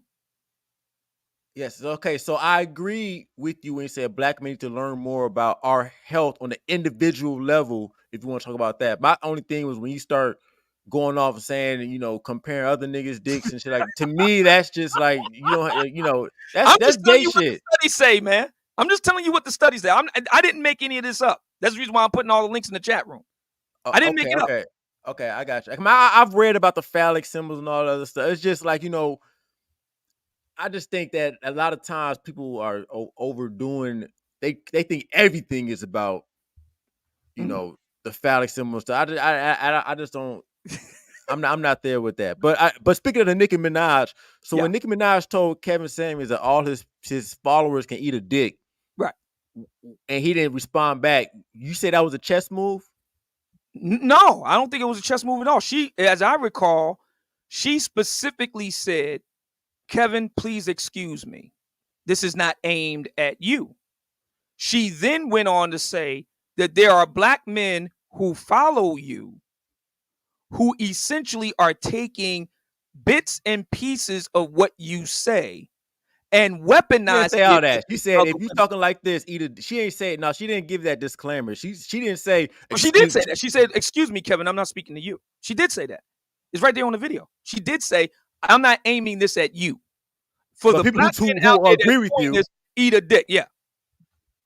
Mm-hmm. I might have to pull that. I can't. I don't have a clear memory of that. To me, it made it seem like it was disrespect, and she was underhandedly disrespecting him, and he didn't do it. He didn't give her the same whoop that trick treatment. Yeah, and that goes back. Thank you. Goes back exactly to the point my lady has been saying. Black men wanted Kevin to whoop that trick. That goes right back. But that's fair for what he was doing. That right back to the point. So that. But wasn't that fair for him to expect that from Kevin? Agreeing with that's all he does. I'm agreeing with you. So did Kevin? Because I think Kevin fumbled. I think his brand took a hit when he did that. I think he didn't stand on business. Yeah, right. Because that's what black men want. Yeah, I know that. But Kevin, you're saying earlier you typified as SBE. Yes. Okay. So you admit that SBE content is entertaining, but it also comes at the price of not moving black men forward. Would that be fair? It comes at the price of not moving black men forward, and comes at the price of getting your channel terminated. Yes. So it's a double-edged sword. Yes. Very entertaining. Very entertaining. Okay. So with that being said, do black men support content that moves black men forward? For the most part, no. There you go. I mean, that's pretty much the bottom line. No, so then why didn't Kevin give black men what they wanted with the Nicki Minaj? It seemed like he got scared. Why didn't he give them what they wanted? Well, maybe we'll never know because he's no longer here. Oh, I know. But maybe he thought that he might wind up the same way. Maybe he thought he might be deplatformed. Maybe. I don't know. I honestly don't know. But we do know this. We do know two things. One, that many brothers want that, as you put it, SBE. I call it whoop that trick, black Oh, yeah, people. they do. Yeah, Whatever they do. whatever word you want to use, they want that. That's undeniable. And two, they're not interested in black men being better, the best version of themselves. They're not interested in it. So to me, that seems to be the bigger takeaways. And we can make of that what you will. That seems to me to be the biggest takeaways of all. So okay. Yeah. So I got another question. So I remember I was one time you said a situation where you were possibly being put on child support, and you went down to the court. Yeah. And you said, "Oh, girl didn't show up." So is it possible Obsidian has a child out here that, because she said she didn't show up, so y'all never did the DNA test. So is it a possibility that Obsidian has a son or daughter out here? Not likely. And here's the reason why. Because I don't know if you're aware of this, Ramil, but anytime you get a big windfall of money, especially if you win some type of like judgment of some type, and I did, you have to, here in Philadelphia at least, you have to go and get cleared from the city of Philadelphia. They want to know first, and even before the IRS, they want to know if you got any. Huh? Wait, you said you got to get cleared before you make money? But before you can get the money from a judgment released to you, you got to be cleared for, because they want to make sure you got. Make sure you no liens or anything. Yeah, no liens, exactly. No liens, no IRS, and the child support. They want to make sure that that you don't owe none of that, because they want to get all of that off the top before you get anything, if you get anything at all. So I'm not even gonna hold you. I'm sitting there in the infamous, if people that know Philadelphia know this, downtown on 11th Street between Market and Chestnut is the child support place. And they're known for locking guys up. If you're in arrears and you ain't got the money right then and there, they lock you up right on the spot. So I'm sitting there and said that I'm sitting there and they running my name and all that and numbers and stuff. And I'm sitting there like, man, now you got to think. So a woman accused you. Hold on. So the woman accused you of. We're gonna get to the cash app in a second, y'all. Appreciate y'all. So a woman accused you of getting her many pregnant. years. Yeah, many years ago. Yeah. Was it? And she was was she educated? Because you said, oh yes, you said a woman has to be educated with a degree in a sorority to get with you. Well, I didn't say sorority. I didn't say that. Well, you said, so does Miss Brown Sugar meet those requirements? Yeah, she's a graduate of Northwestern. Okay, so I was just asking. So now, so you saying with the she was being considered for pledging, but she I can't remember. I don't know if it was the Deltas, but in any event, she was being considered to be the pledge, and she declined ultimately. So okay. So with the child support, so with the woman, she accused you of getting her pregnant, and then what happened after that? So they took me into court, and I had to appear. So what they wanted me to do, Ramil, was they said, okay, well, we're going to give you the DNA test, and then we're going to go and do. I said, no, you're not. Oh no, we're going to do this the same way that Mari does it. Y'all know what you're talking about here. The Mari show. Everybody gonna be there. We're gonna do the test together, and we're gonna read the results together. Everybody gonna be here. So I refused to give them my DNA. I demanded that if she wants to bring charges, then her and the baby all need to be here, and we're gonna find out what's what. So I went down the first time, went down the second time, and the magistrate said, okay, we're gonna give her one more chance to show.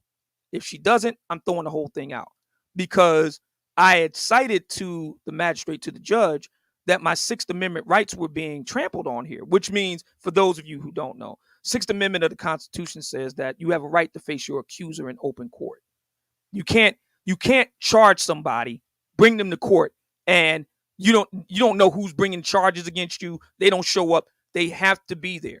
So I said my Sixth Amendment rights are being trampled upon here, and the judge agreed. They said, yeah, if we're bringing this man in, and I said to the judge, I'm here twice.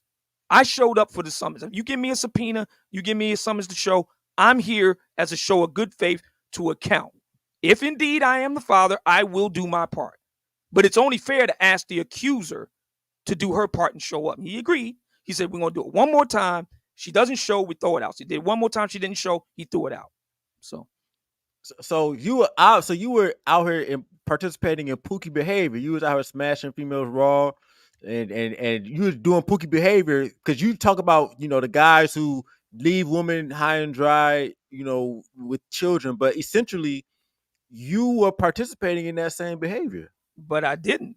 The very fact that I showed up for court 3 times in a row doesn't sound like a Pookie to me.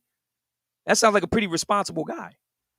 Well, Pookie behavior, because it was responsible, but like you said, you talk about marriage now. You things you possibly could have had a child out of wedlock. I could have, but I didn't, because I was very responsible. I'm a very responsible person. Well, maybe, but it's possible you still might have one though. Not likely, according to the city of Philadelphia.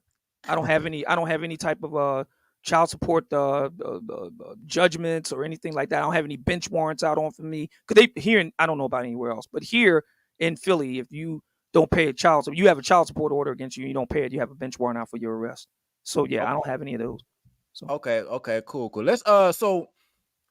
Like I said, we got to touch lightly on this because you said so. If you can't answer something, that's cool. But I do got to ask some questions about you being deplatformed, and whatnot. Now, I do got to be fair and to be objective from the outside looking in. It does seem like you and the whole Kimberly woman. It seemed.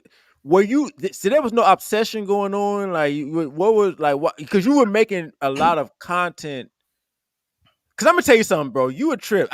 When I seen that video, you had the paint and that was paint. Yeah, that was one of the funniest. I mean, you really pushed the limits. That's why they probably got you up out here. Do you think that was? Oh, I definitely was.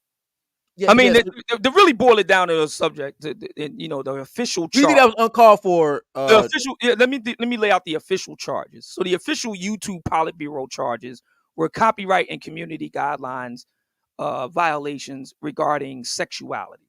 Okay, those were the official charges. Okay. Now, with that being said, now we move to the juicy stuff. So that video, which you can watch over on Rumble, by the way. They protect free speech rights. You can watch it over on Rumble. You got the paint and suck video on. Oh yeah, suck and paint. Yeah, which I asked a question. I didn't make a statement. I asked a question. Well, okay, so if she's throwing her little paint events or whatever, if you're coming out of nowhere and saying they're going to be sucking dick at the paint, or if you're asking, do you think that's could you talk about affecting business earlier? Do you think could affect somebody's business when you're saying, hey, they might be sucking some dick over here, or are they? Yeah. So my thing is that I didn't see it that way. I just asked a question. And here's the thing. A lot of people didn't understand the context. Once again, got to understand the context. So I just didn't come out of nowhere with that. I just said she made the statement that the passport bros, there needs to be legislation because these guys are sex trafficking and taking advantage of poor third world girls. That's the argument. I said, okay. So what do you say about what the ladies are doing overseas, organizing trips to Jamaica? This is documented in a book. It's called The Pursuit of Happiness. I'll put the link in the chat. So what made you put? Okay, so what made you even if she made that argument? What made you like single her out and be like, I gotta prove this right? Like what? Because bitches say all type of shit. I'm just like, man, I don't give a fuck. Like what? Like why couldn't you just let that? Because it's all types of you engaged her in warfare, kind of like you was on a mission to like, hey, she's wrong, I'm right, and I think it's not about wrong. It's not about she's wrong. Well, let me put it this way: it's not about she's wrong and I'm right. It's about she's wrong and the facts are thus and so. So if we're going to talk about sex trafficking, if we're going to talk about organization of trips, if we're going to talk about Black people, in this case, Black men, passport bros, going overseas just to be tricking. If we're going to talk about tricking, if we're going to talk about all these things, then you can't not talk about what Black women do in Jamaica. You can't not do it. And moreover, bringing it to the sucking paint parties, Black men don't have an analog. There is no analog of sucking paint for Black men. And that was the whole point. So while she's saying all these things that are erroneous and fallacious and untrue about passport bros writ large, here we have Black women overseas having sex with boys, with young men young enough to be their own sons, many times unprotected, We have books being written by black female academic feminists who are documenting all of this, and we're just supposed to act like that nothing happened. No, you want to make that charge, you have the right to do that. I have the right to respond, and I did, and she couldn't respond back. She couldn't clap back. She essentially, by getting me removed from YouTube, she essentially rage quit because she couldn't respond to what I actually said. She calls me a liar. Okay, prove it. Well, On the actual points, prove it. Okay, so why?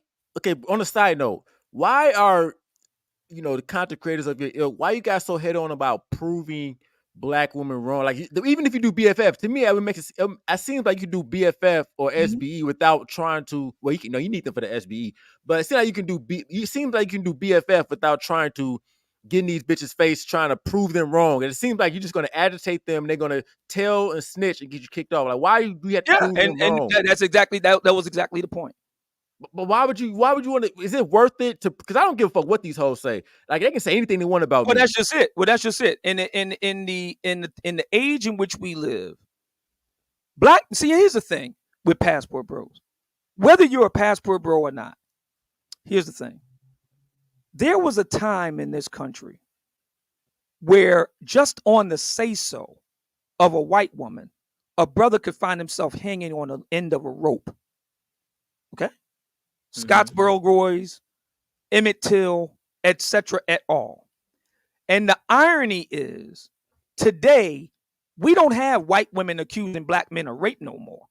Now we got black women. Now we got black women accusing black men of doing it. And that was going on with the passport bro piece.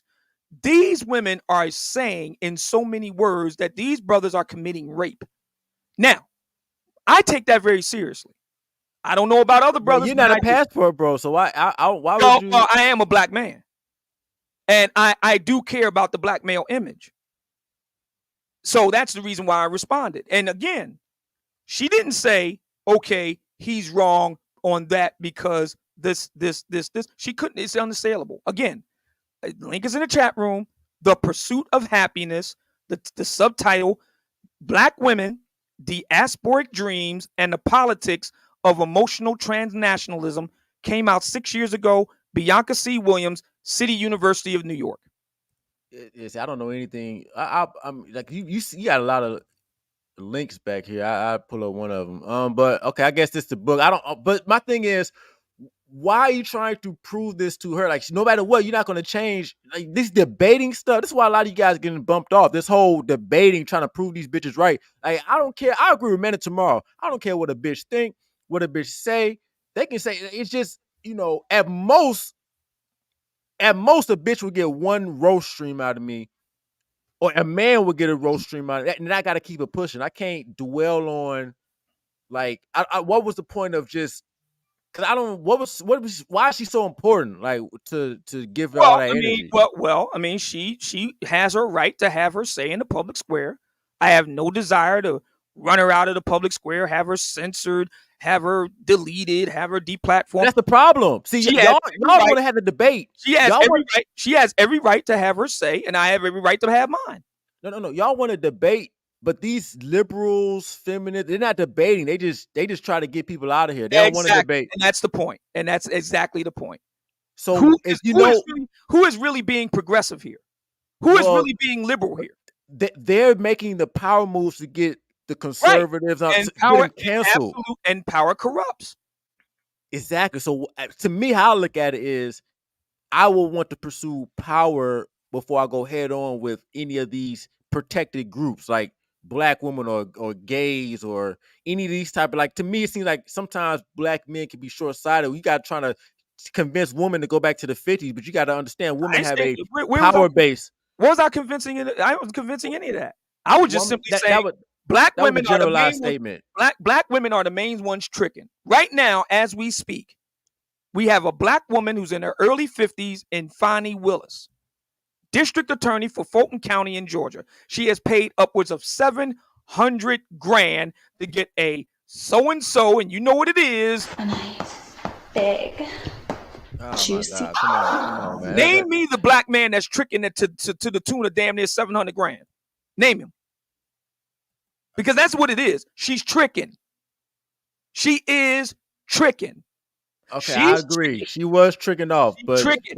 niggas So do. again, so this idea that black men are just going over here or going over there to get tricked. No, the biggest tricks are black women. I'm Okay. putting that on blast. Okay, so but you could have put that on blast talking to the fellas. Like, this is information that niggas need to know. Like, why you got to prove to this bitch? I mean, They know. She knows. They know. Here's the thing. Well, if they know, then what's the problem? The problem is they going to go to war and get niggas' channels shut down. That's the reason why problem. they can't handle it. That's why they're delusional. And I agree. Can't handle the truth. You're right. You're right. They cannot handle it. So what they do is they're going to get your shit shut down. That's why. And then what I'll do, as opposed to 2016, still be on the platform and living on the edge every day. I'll just go to somewhere like Rumble and just start over. Okay. And now they can't take it down. Why did you put up a picture of yourself next to her boyfriend? No, that was because of him. That's some crazy shit, man. That was because of him. That was because of him going after my lady friend on Twitter, and I decided to respond. So, okay, so you want to do that, so we can go head to head, man to man. So okay. And you said there's you saying there's legal action. Did you listen to Dennis Sperling? There's legal actions. Not just one legal action. They're legal actions that I don't want. So you're going at YouTube and Kimberly. I don't want to go into that. But they are legal. There's some legal stuff. So is Dennis Sperling I don't want to go into details. Okay, gotcha. Okay. I can't discuss who's litigating what, and I can't go into that. Can't talk about it. Okay, understand. So you ultimately feel you're going to come out victorious, though? I have no idea. That's something for the legal eagles to work out, and that's it. Once it goes that route, it's kind of more or less out of your hands. And for me, well, depending on the strategy you use, it's still in your. When you go to litigation, you still have to have strategy. You can't just but it's like I said, I don't want to go into that. But in any event, she said she got lawyers too, so it's like y'all going to have bread. You have to have lawyers. You have to have lawyers. That's the whole point. Your lawyers, their lawyers, and you go and so on and so on and so on. But I would say this, that for me, this gives me the chance to do it right this time. What would my channel look like without all of the rage quitting ladies who can't handle the simple truth? What would that look like? You're not gonna be debating with these hoes anymore. There was never a debate. What is there to debate? There's nothing to debate here. Fonnie Willis is the biggest trick in Black America. There's nothing to debate here. It's a statement of fact. There's nothing to debate the fact that when it comes to, and they don't even call it sex tourism. You know what they call it? Romance tourism. Black women paying for all kind of D. That's a fact. There's nothing to debate here. No, I agree with you. Trying to convince women, hey, you're they know. To me, they know they. So to me, it's like, to risk my, like, I be roasting the bitches, but I just have no desire to go back and forth, debate.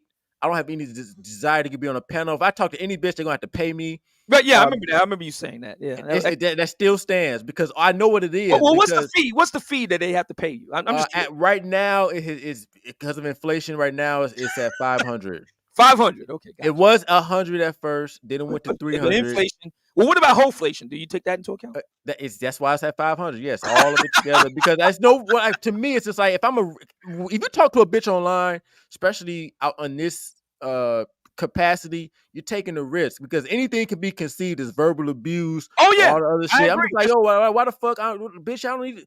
I'm with you on that. I'm with you on that. That's the reason why. That's the reason why I'm glad that it's the Rumble thing. I'm glad it happened the way that it did because just what you said.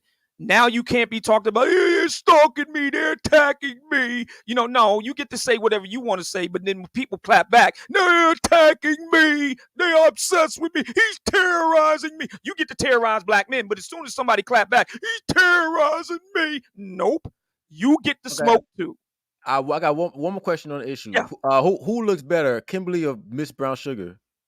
I will let the brothers and you. Come on, you can't answer. I will let the Y'all brothers was comparing and shit and all type of things. I'll let the brothers and you decide. I'll let Come on, man. you guys get to decide for yourself. You did give it a solid answer with the 1 through 10, but you can't just. There's no sort of. Well, I mean, you vote with your feet, right? So. Okay, all right, I'll leave it at that. I don't got any more questions. Yeah, and I got to get ready to run out of here too because he ain't fucking with y'all niggas. The number of people want me to interview me today. I'm going to be over on Fatty's channel later. I'm going to be on Coach. That name is fucking weird. So you don't want to take any questions from the audience real quick for 5 minutes? If anybody wants to talk to me, they can follow me over on Rumble. I'm there Monday through Friday, mid mornings until mid afternoons. We talk about all kinds of good stuff. Lots of fuckery to talk about these days because all these ladies, you got Harvard. By the way, did you know that she who must not be named, her teacher, at Harvard was Claudine Gay? Did you know that? No, I did not know that, but it makes. I mean, I'm not smart. Okay, yeah, you got her over here too. You're not. You got it all in the thumbnail, and this nigga don't give a fuck. I mean, by the way, you can check out the Black Manosphere website, Black Manosphere conclave website, Black Manosphere, www.black-manosphere.org. You can look in the news section. I respond to all of her claims in writing. No response. Come on, man. I'm looking at come on. 1, 2, 3, 4. I mean, she's serious. I mean, come on. But here's the other thing too. Before I run, here's the other thing about this. Think about this. To the idea that I'm so obsessed with her and I'm obsessed with all these other black women. Do you want to know who I did the most videos about? Take a wild guess. I'm not sure. Derek Jackson. But that was crazy too. Then you pull up on him too, right? Didn't you pull up on him? And I wrote 2 books about him. So I've done more material about a black man than I ever have about black women. Just videos alone. I've done 64 videos. 64. God damn, yeah. 64. And he never said a mumbling word. 64. So that tells you something, doesn't it? That kills the idea. That can be obsession too, though. That can be. But you can't say that I got a special out for black women. That can't be true. If I'm doing 64 videos about a black man, that kills that argument. It kills it. Now you want to make a case about obsession? Go for it. I say is me responding to everything that he said, which, by the way, I turned out to be right. Well, you know what? Yeah, I will say when he got caught up, a lot of guys caught W's on that. He definitely he did that shit to himself. You know what I mean? That shit is what it is. I don't fuck with that nigga. Yeah. So, why did you write? You wrote a letter, to Reg, like a lengthy ass. Oh yeah, a long letter. I do that at the end. There used to be a tradition in American society. I'm talking about Norman Rockwell. You like around the holiday time, you write letters to your friends and so on and so forth. Why are you writing a dude another letter? I mean, come on. I've written a whole bunch of guys' letters. I didn't just write him a letter. I wrote a bunch of guys' letters. Okay, I didn't know. I just seen like a post. So that was just my way of parting, and I wish him well, and we'll see how he fares in the years to come. So okay, cool. Well, y'all out of luck. You know what I'm saying? He don't want to fuck with you niggas today. Y'all gotta go follow him to the other interviews he got going on, and maybe they have panels and whatnot. You got Obsidian's Rumble channel. We just pulled that up. I think let me just see. I think I had I think that was every question. Oh, what's your take real quick on the Tucker Carlson Putin interview? You know what? I'm trying to watch it because it's like a 2-hour long interview, and I haven't had a chance to watch the whole thing. So I want to do that this weekend. I may talk about it in the coming week. I definitely want to talk about Biden. He's senile. Everybody admits it now. Everybody, left, right, nobody can deny that Biden is senile. I think since he is the leader of the Democrat Party, he is the sitting president, is the leader of his or her political party in the United States. He is the leader of the Democrat Party. Black women vote for the Democrat Party to the tune of like 95, 96%. I think that he is a fitting symbol of where the left is. It is literally ossified. It is literally calcified. It is a fossil, and it has, not only is it corrupt, but it is now just blinkered. It's senile. It's No, it's I agree. That under nigga, its own weight. yeah, he always talking about ice cream and stuff like that. I do. Okay, Yeah. so real quick, are you and Just Pearly Things on good terms? What are y'all on good terms? Because Yeah, she like stole a lot of rhetoric. One of my last shows that I did on YouTube, she sat in. Okay, why did y'all let her slide? I'm glad you brought her up. So here's the thing with that. So there are a number of ladies. I will not go into names here because I don't want to get you embroiled in anything. I don't give a fuck, dog. This is. But there's a number of ladies who are upset with me because I was nice to Pearl. Many of these ladies overlooked the fact that I was very nice to them long before Pearl came along. But here's the irony. Pearl ain't the one out here calling these ladies pick-me's. Pearl ain't the one out here writing university papers lambasting them. Pearl, and me too. That black man. Why y'all let her slide with that, man? Why y'all let her me too? I wanted to hear from his side of the story. He never got back to me. We got a statement from him. He said she's lying. She actually came back to him after she went to college and tried to link up with him at a bar. She initiated all the responses when she came back from college trying to get with dude. And when he declined her advances, now she want to have a fit. We got an official statement from that NFL player on deck. And did he press any charges? No. Did she press any charges? He said I don't know. Lawyer. I don't know. He said he's taking her to civil court. That's what he said in the statement. And when was this? When did this happen? I'm just curious. I'm about to pull it up for you right now. This black man did respond to Just Pearly Things lying. Yeah, I'm about to pull it up. Yeah, I want to hear. I'm just curious as to when this happened. And I got you. Hold on. I'm about to pull it up right now. I got the statement from him. Damn, I'm bad. Hold on. I gotta scroll back real quick. Hold on. Definitely. My bad. I would have had this ready if I. I mean, it was last year, so we'll just call it that. It was last year. I'm just curious to see if the case will be, if anybody has the link to Marcus Robinson's statement, I can't find that shit, but it was posted. But he okay. Here I got it for you right here. Okay, I got it for you. So the black man did respond back. Yeah, It says he said, I categorically deny any allegation of improper conduct. I have not engaged in any act to plant seeds, groom, or otherwise encourage persons I have coached to connect with me. This is a statement right here. I mean, I got the statement. When did he make that statement? I'm just curious. This was last year, 10 months ago. 10 months ago. Okay, good. So yeah. I'm just curious, and we know that it takes time for court cases to kind of work themselves out. So I'm very curious as to what the outcome will be with that court case now that it's in the courts. I'm very curious. So does that, with Just Pearly Things putting a black man in that position, doesn't that kind of speak to what you were saying earlier about how people like to accuse black men of pedophilia and rape and all the other stuff, and then without due process, isn't she participating in the same thing? But that's just it. Now that it is in the courts, we'll see.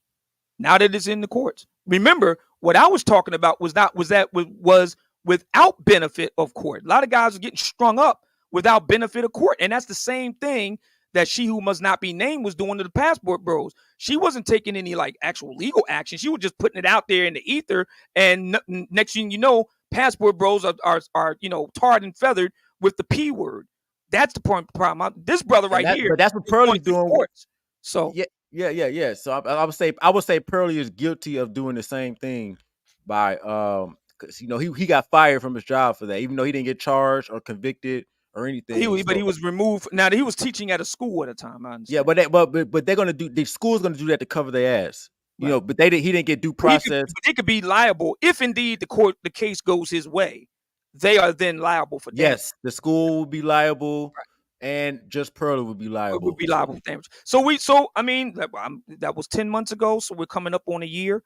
Would you look at Just Pearly a different way if she loses that case? I would. Okay, fair enough. I would. If she loses the court case, I would. I was okay. We got to rethink this thing here.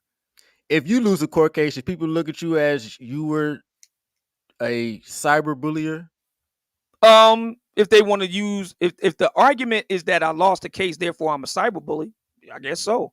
That doesn't actually define what a cyberbully is. Somebody cyberbullying, this is well documented. Someone cyberbullying is persons using your personal information, having you fired, having you demoted, having you, your personal information. That personal information mean where you live, where you work, that sort of thing. I've done none of those things. Like Nicki Minaj's followers made death threats on the individual in question. I've made no such death threats. So okay, I understand. And the last thing, is good fences. Is that it's still that is because I had no problem with it. I just thought it was funny, but what do you think? What do you think it was funny about it? I just the way you presented how first you try to do it with the white men because you said you try to say white people stay over there, but then you let just pearly things, come through. But you did say you told white people to stay in their business, and then you let just pearly things. Then for the urban brothers, what I'm saying, you're a fence builder. You know what I mean? So I just well, is Obsidian still good fences? That's what I'm Absolutely. I mean, and here's the thing: I got my start in the white manosphere. That's how I got my start. So why did just Pearly? Why was she able to clear that fence But of she's not at the the first white? one. I've had a number of white women on my show before. I had Susan Patton on. I had Karen Strawn on. I've had a number of white Why women on didn't my good show. fences apply to them? Why doesn't the good fences apply to them? Well, the good fences piece came about as, interestingly enough, a white woman. Tommy Lauren made a series of statements that I interpreted as meaning white men. And I did not get involved with that controversy because of my interpretation. I said, you know what? That's something between white men and white women. They'll work it out, and they did. I stayed out of it. In the case of Pearl, she was under fire for statements that she supposedly made and for people that she talked to, namely Nick Fuentes. And I wanted to get her side of the story on it. So Okay, fair enough, Okay, well, like I said, I don't have any more questions. I do appreciate you coming through. thank I you, ain't man. gonna lie, I did want you to take some questions, but I know you got stuff to do, Yeah, so yeah. you know, And I apologize for being late. There's something came up really important. I had to it, take care of that at the last minute. that's all But good. yeah, but I'll be other people want to hear from me today, so you check me out on Fatties later, and I'll be over on the Kosher Clinicians channel later on this evening, and I'll be with the Green Gorilla tomorrow at 5. So A nigga really named himself Fatty. That's a whole nother. yeah, I ain't got nothing to do with that, but yeah, Yeah, that's okay. Well, like I said, I do appreciate you. I'm gonna let people come up when you leave, since they yeah, got anything to say. But yeah. Any I do questions? appreciate you. Appreciate it, man. Thank you so much. No problem. No All right, problem. All stay in right. touch. All right, Yep. peace. Yep. Yes, sir. Yes, sir. There y'all have it, man. I had to run that. I feel like I asked all the questions I can ask. I tried to get you guys questions in as well. I thought he was gonna stay and fuck with y'all, but I guess he ain't want to fuck with y'all. Probably he was reading the chat. You guys were very brutal in the chat. I was trying to keep it cool. Y'all want me to go ham on everybody, nigga. I asked all the correct questions. It's just you have respect when you're interviewing somebody versus when you just doing content. All right, but to me, a lot of questions was answered. But look, I got the link down there. If you guys want to come up real quick, I'm gonna let you guys come up. If you guys have anything to say, but y'all niggas, I had to get down to a lot of shit I was just curious about. And I'm, that's a funny guy. Man. Obsidian is a character. Nigga's definitely a character. And him and his audience, man, he definitely cornered that audience. I'll put it like that. He definitely cornered that certain audience. You know what I mean? That you know what I'm saying? But look, I'm gonna drop this. Spiritual say he won't get direct answers. We got some answers. I had to steer him back on track a couple times, but he said Miss Brown Sugar was a 5 and up. You know what I'm saying? So he definitely gave his I had to get something out of that. You know what I mean? I wasn't gonna let him skate on that. You know what I mean? But he's a funny dude, man. Funny dude. And I do gotta appreciate him. He did come into the I don't want to say the this is a not a very y'all niggas ain't really friendly like that. You know what I mean? Y'all niggas are not y'all not friendly. You know what I'm saying? So he came through in the fire You know what I mean? Now he didn't fuck with y'all head on. He didn't take the panel, but he did deal with you niggas. You know what I'm saying? So it is what it is. Very, very, very funny nigga. Anyway, look, so I'm gonna drop this link one more time. If you guys ain't finna come up, I'm going to get out of here. I'm gonna get at you guys tomorrow. Because you know what I'm saying, got a whole bunch of shit we gotta cover. Salute to Obsidian. I still think Rumble got a long way to go.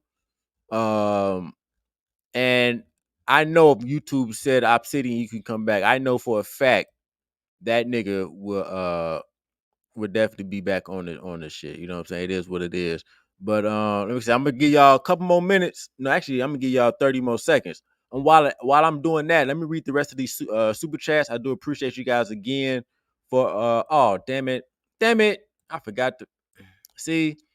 I missed out. Should have asked. Shout out to number 16. Says old man says woman playing with your ass is not gay. I should have asked that when talking about the BJC, all that shit. Damn, man, I forgot about that. Sorry, number 16. Shout out to Javon. He says that's why I can't wait till the cash app. To the super chat get back regular, so I don't have to switch screens. Shout out to Javon. He says I called him a fine ass nigga in the context of mating. Yeah, that was some gay shit. I don't want to give a fuck. Appreciate you. Shout out to Drew's where he said, "Oh man's a dick enthusiast." And nigga, definitely, there is an obsession with the phallus. Okay, it just is what it is, man. It just is an obsession with the Free Zone said, "No, we did get the answer to that." Man, but look, man. Oh, okay. Oh shit. What's Hey, up, Gabe, man? it's funny because before we did the interview, I asked him, I was like, would you want to take people questions? He said, yeah, at first, but he switched up at the end.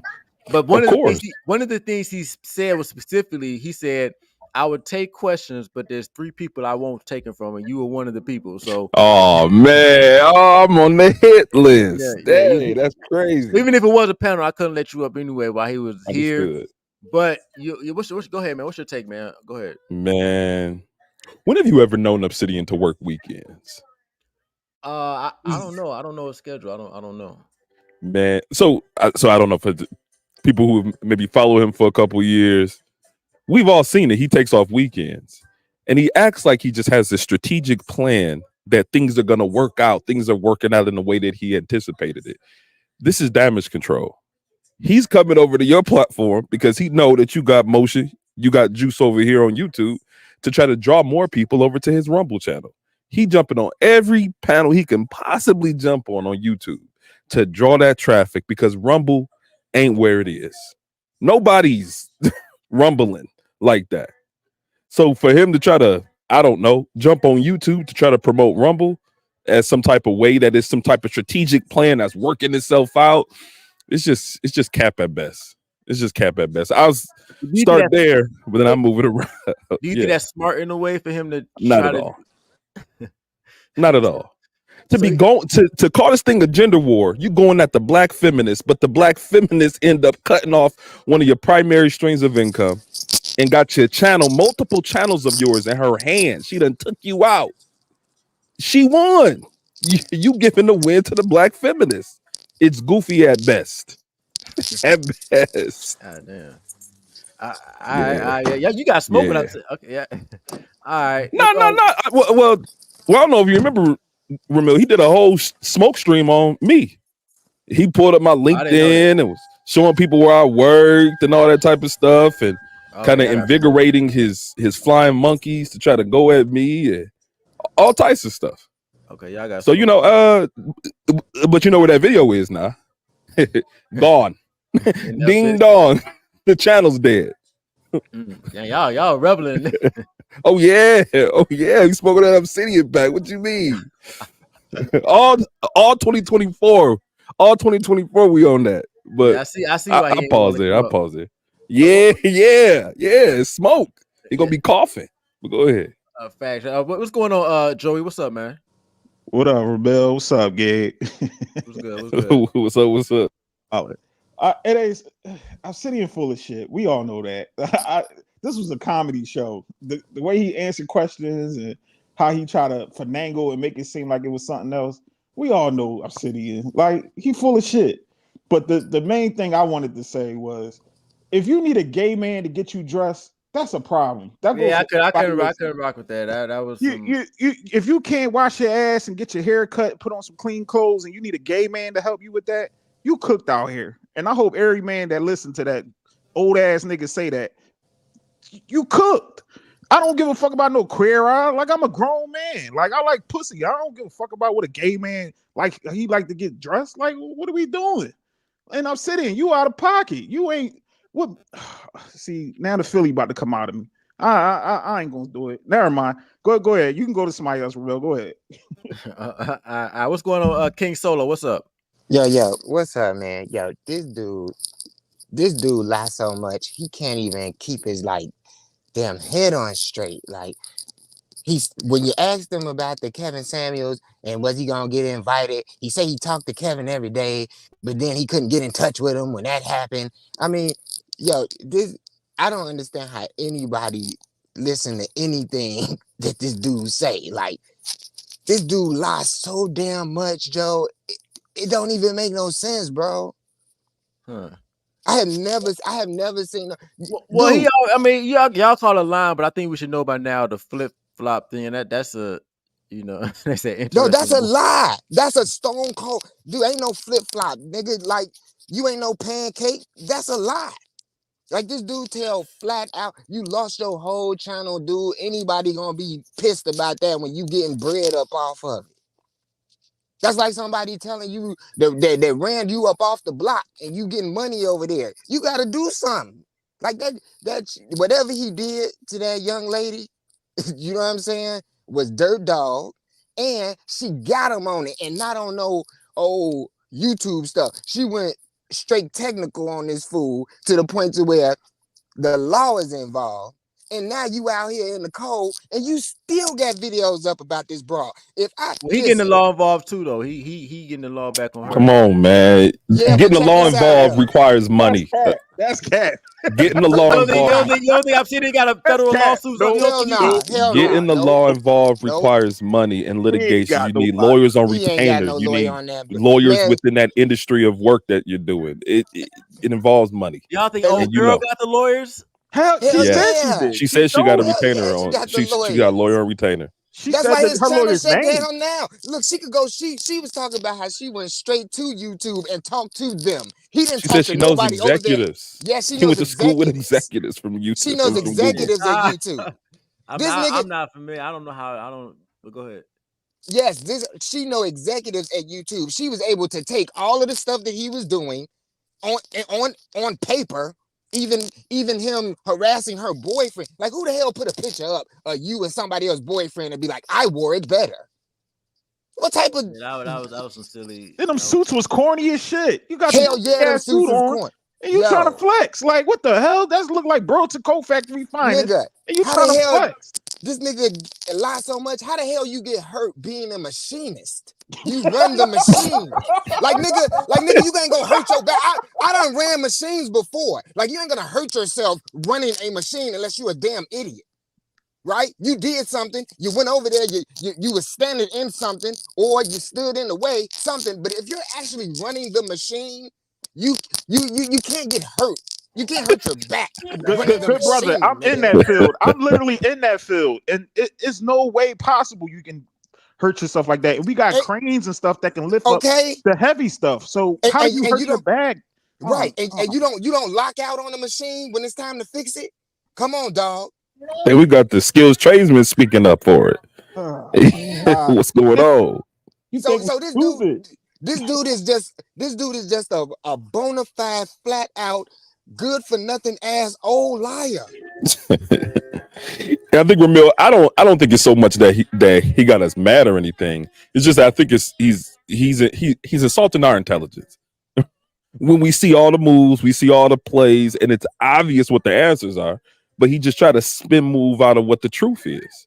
Like, I seen this nigga tell somebody on another channel that he had planned for this to happen. Like, he was ready to get kicked off of YouTube. What the fuck? Like, nigga, you come on here every day. You come on to YouTube every day. You're not planning to get kicked off of YouTube, dog. How he go last month bragging about how many times he was on Playboard getting super chat money. Exactly. To the next minute, he said, well, Rumble is a better option. Right. Listen, you just took one of your brags out. Like, Bang. you can't brag about super chats on YouTube no more if you won't Rumble, buddy. Like, Dude, come on, get your Then, strategy together, because then that like ain't nigga, it. if you boss like that, why the hell is this Theo Rav dude paying for everything? Like you're basically his hoe and he's the trick. And he's paying. 250 Come on, man. bands. he Like what? paying for friends. We all know Theo, he lonely and Come on, he gotta dog. gravitate, but I ain't he gonna also say that caught me off guard when they said $250,000, nigga. They that's said Theo cat. Nigga, Wallet. that's But a then again, lie. he You probably can't is believe take care that. of niggas. I think Theo, He can't His new believe name that. probably Theo is take, Wallet. It's not Theo Wife. It's Theo yeah, Wallet. Y'all Theo niggas ain't Wallet. shit. He tricking on Yeah, niggas. that was 200. That was some crazy. Nigga, 250 200,000. bands on the Manosphere. I know That that nigga. I don't. don't give a fuck. That nigga pissed. I don't give a fuck. That nigga Yeah. is pissed. That nigga Nigga, ain't. That nigga ain't. 200,000. You should have a whole organization, and you should have been able to protect this dude when that chick tried to take his channel. $200,000. You supposed to have a whole organization and people lined up. 250,000, $250,000. This nigga I'm sorry, spending $250,000 250. Yeah. on the Ain't no. that's fucked up. They got that nigga for that's his fault though. But you know, Yeah, that's what Yeah, I'm he can saying. spend his money however he want to spend it, but it's just the thing. Like, don't try to act like that's changing the blackmail image by Obsidian tricking off on you by putting you up in penthouse suites, getting flued out to Houston, getting flued out to Atlanta. That's not changing the blackmail image. That's just bolstering your own opinion of yourself. It's the first time that you done left Philly in years. That's the first time you done limped out of Philly in years. Like, what you mean? Like Theo does not change the blackmail image and the blackmail standard. Stop it, Obsidian. Gabe, You try you're to in use tech. other people's You're in credentials tech. to bolster yourself up. You're in tech. You think Theo has guided hundreds of men to six figures in 1 If he year? did, where the proof? We ain't seen it. We ain't seen nothing. We've been Is that possible myself. If there's proof, yeah, but they would have been on here flexing. All of them would have been on. I mean, the thing about it is that a lot of us have 3. been on YouTube making tech content, collaborating with other black tech creators for years and years. G Dizzle, Keep It Techie, Lou, Professor Black Ops, Antoine Wade. Like, a lot of us have been making tech content for years and years and years. So it's like, I don't understand why Theo is not I don't care what he does, but let's just not act like it's never been done. Like, don't act like we ain't been here kind of sounding that alarm. So, but Obsidian just promotes him because Theo flew him out, made him feel special, right. Put him up, fed him. He needs like a thought. some backing. Yeah, he needs backing. So he throws him up there. He's like, yo, this is my homeboy to pay for everything. Let me say that's cool. That's cool. Before I drop, man. If any of y'all grown men in this chat be sitting around women calling other guys fine ass niggas, and you think that validate for you to call another nigga a fine ass nigga, you need your ass kicked. I don't give a goddamn where you at. You better stop, all that listening to women and this is a fine nigga and dick watching. Pause. Y'all better stop this. Don't listen to Obsidian. I'm telling you, any of y'all weird ass niggas that's over there listening to him, stop it, please. That is a form of cuckery if you think about it.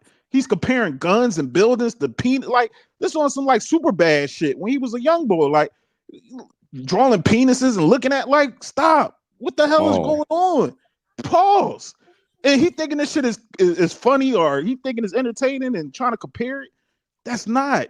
Shouldn't no grown man be comparing themselves to any other man private area, period. That's just me. I don't know. Yeah, this nigga from Philly, but he does not represent Philadelphia. I'm putting my foot down on this shit. Y'all gotta take that. Y'all Philly. Ramil, Philly. Joey's holding this shit down. We is not Philly got a lot of real niggas too, man. And I'm one of them, Ramil. I ain't gonna say I'm a real nigga, but I'm a real man, and I don't play that shit. And he supposed to be Muslim, and he talking this way, so that's really out of bounds. Like, we don't even talk like that. He ain't even supposed to be going back and forth with women, period. Like you said. He ain't supposed and to be there it is. That going back and forth with women, that feminism, that gender war bull crap that Obsidian has been promoting for so many years. It goes back to your point, Ramil. It's nothing you can tell these black female feminists that's gonna change anything about the way that they gonna move. Getting involved in this war in 2024 will get you deplatformed quickly. And I think that that's really the message here. The major message is that going back and forth with these black women ain't gonna get you nowhere. Yo, man, but dudes, off YouTube. That bitch Tsunami kicked that nigga right in the head. He trying to play it off. And then she's stepping. Listen, she's stepping all over YouTube in people chats, telling Dr. Thunder, listen, hey, take that down. Going over to other people's channel, altruism channel, truism. She trying to strong arm nigga. Listen, yeah, she was going to chat rooms. Listen, she was going to chat rooms with her check. She was going with her main channel. No, that she ain't come over here. No, but I'm saying like he was scared to say her name over here, and it's like, damn, nigga, that bitch got niggas shook. That's shit called Shook Daddy. Debo, dang, y'all. Listen, that's Big Kim to Obsidian. That's Big K. That's Big Kim. That's Big K to Obsidian. Not for us, but to Obsidian, that's Big K. Because she done got 3 of his channels taken out. 3 of his channels. And watch Obsidian nephews come over here crying. Oh, y'all worrying about why y'all talking about Obsidian? Y'all hate the black man. No, he hate himself. He gave her the ammunition. He like, here, load that clip. Here, let me give you the ammunition. Go ahead and shoot me right in the head. Pablo took his shit down. So she really got niggas taking videos down. Took his video down. Yeah. And all type of shit. Damn. Yeah, she got the power. Because he gave it to her. Yeah, because he jumped into a war that he could not win with a larger content creator, trying to go at her from some other angle, and she won. That's really what it is. Yeah. She wiped the board with that. He fell on his own sword. For real. He fell on his own sword. But he fell on his own cane. But Obsidian nephews need to go over there and step over there. Shout out to Lou. Yeah, why don't all your little nephews and your little minions slide over there and give her that work? Like, help him out. No, they need to slide over to Rumble and give him some Rumble rants, give him some cash apps, because he gonna need it for this litigation, for this new career move over to Rumble. He gonna need it. All his supporters need to go right over to Rumble right now. Man, I'm about to drop. All right, Ramil. All right, Gabe. All right, boss. Because don't get no dressing tips from no gay man. I'm gonna tell all y'all niggas that. Don't listen to that bullshit. Wash your ass. Get a clean. Ramil, remember I said that to you a while ago. Ramil, niggas need to wash their ass, get a haircut, and put on some clean clothes. You know what I'm saying? That's it. Put the do-rag, get a retwist, and y'all niggas be all right. But I'm out. I'll holler at y'all. All right, true. Appreciate you. Demetrius, who are you? Go ahead.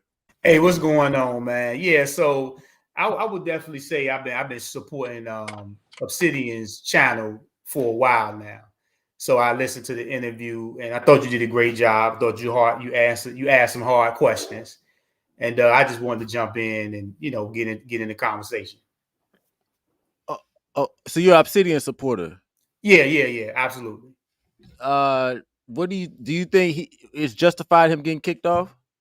No. No matter of fact, more importantly, obviously you don't. What do you think about him always talking about dick? So that's funny. So here's the thing, and he kind of broke it down already. Here's the thing when he talked about that, and I put it in the chat. When we find out, like, I don't know how y'all grew up, but in the round, you gotta get to it because I'm gonna let Big Truck come up. I'm gonna get up out of here. You're like, what? Okay, yeah. So when you find out a dude got a little joint, like the word get out that he got a little joint, wow, we clown him. Bro, I don't. What do you mean? How would you find out? Because women talk about it in the neighborhood. I don't know, dog. None of my homeboy. I ain't never said. I don't know how y'all. This Obsidian. No. Bro, I don't know the size of none of the niggas. I've never. Woman going around the neighborhood talking about this little dick dude can't fuck. You trying to go behind him and knock his chick off because he ain't doing that. Dang, y'all dirty. Wherever you from, dirty. So y'all dirty macking and shit. No. I'm not saying. Y'all some foul ass niggas, bro. I've been in camp with some foul niggas. First of all, y'all I'm 45 years old, brother. I don't roll like that. I'm just saying, for example, that's how the game goes. The game. That ain't the game. We ain't playing. I swear, dog. I done been through a lot in life, nigga. I done seen a lot, especially on the black side. Right. But bro, like that is just. I swear to God, bro. Like no, I've never thought about like I can't even say this stuff, bro. Like I'm not thinking about my homies junk, bro. Like just Now, it's not not like a matter y'all are of. Same. so I'm open not with either. this. It's not a Y'all are matter. so out with this. Like this is some normal shit. Like No. It's not a matter of, because see what y'all trying to prove some gay type thing and not looking at it logically. When women put men's business out there sexually, and men clown dudes when they business get put out there sexually. Just like he brought up the porn thing. Men are not going on porn, if you want to keep it real, and watching little dick dudes hit big butt chicks. That's not. Come on, yo. That's what is these Obsidianites doing? They See, crashing out. that's not what dudes are clicking on. Let's be honest. That's not what dudes are clicking on when they go on these sites. If you clicking on an adult site and you measuring dudes' phalluses, you gay. Every man want a big penis. Am I right or wrong? Come on, what is deemed a big penis in size? What is deemed a big penis? Ain't that what Kevin Samuels said? Nah, man. See, you know what? These Obsidian supporters, man, and you know they just these. What is this? These Obsidian supporters, man. I was trying to be fair and balanced. See, Obsidian gonna get the fair and balanced interview, but your supporter niggas, y'all come up here and y'all talk this fucking crazy shit. Like, bro, y'all niggas need better. Y'all niggas need something to do with your life. You got too much time in your hands when you so focused on shit like that. You know what I mean? And that shit is gay as fuck. Like, you niggas, like, come on, man. What the fuck is going on with you niggas, man? Like, damn, that's Obsidian's audience though. That's why I was trying to ask him. That's why I asked him the question and I put up the video of old dude, like, cause he said his audience is upstanding gentlemen and shit like that. But it seems like they just worried about dick. Yeah, it seems like they're just worried about dick. And they trying to normalize and make sense. Like, no matter how crazy something Obsidian sounds, they try to say, okay, I can understand that angle. I can understand it from a different way. They don't just take it as like, yo, that's out of line. That's crazy. Like, don't nobody say that, man. And he talk about something, if a girl say something about a dude, I'm trying to run behind and try to take her. Like, what type of dirty hoods these dudes come from? Like, nobody, I don't know. I don't even have words. They for said, this. Jay Lerone says y'all being disingenuous trying to paint a narrative. I swear I'm not trying to paint a narrative. When I asked the question, I'm just curious why this is such a. But I just want to know, because it seems like that's the main obsession, and it's not like it's not even on some scientific shit. Y'all just niggas just going, you don't click on porn like this, like, bro, like it's. Yo, he's still in the back chat. I feel uncomfortable that he's still in the back chat, man. I'm gonna drop down, man. All right, because we're gonna get out of here All soon right, anyway. All right, real peace. quick. Yep. Real quick, Big Truck, go ahead, man. You got a take on this? Oh yeah. It was a good interview. You know, I was listening pretty much most of the time, and yeah, I mean, the bottom line is, it's just like you said. These women, they're not gonna let you SBE them at all at this point, and anybody who's doing that kind of content, they're just gonna get you up out of here, you know. And there's like almost no way around that. Like, I really do hope people are more successful on Rumble, and I really hope that they're able to turn it around and make Rumble better, you know, so that this way, you know, it's like, you know, you get a second chance or a second chance of life. But right now, to me, it's just not looking that way, you know. But you asked some pretty good questions. You asked some pretty tough questions, and he did a good job answering them, or he did at least satisfactory, you know. No, I wasn't gonna let him slip and slide. I was really gonna let y'all niggas come up and do the gunning, but he at the last minute, I think he was smart. He seen that chat. Y'all niggas, y'all are not nice. I put like that. Y'all were making nigga, because he did say before the interview, he said, I'm going to do the panel, and so I was trying to build up to that, but he seen that chat. He wasn't fucking with y'all, man. He wasn't fucking with you niggas. Yeah, well, you know, the bottom line is, there's no point arguing, you know, about what you believe in. There's just no point. I mean, you know, what did they say? The distance between genius and insanity is measured only by success. There's no point in arguing with these people, because I got my fair share of critics, and then there's just no point in arguing them. Like, I got this dude Tito, This idiot is up there questioning my fucking purchasing of cars and shit. I buy what the fuck I want to buy, then come to find out he's a goddamn child molester. So my thing is, why the fuck am I arguing with you? Well, dang, It's like, the smoke will never die over here, man. The smoke will never die over here, man.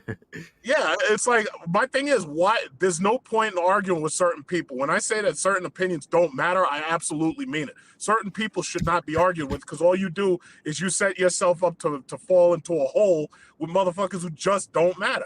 So if Obsidian, maybe he had something to do, maybe he didn't, maybe he said, nah, I just want to be up out of here. No, he saw that chat room. Like, I mean, it is what it is. Huh? I was hoping he'd stay around a little bit longer, and then I'd be able to get my 2 cents in, because I just came out of this dealer.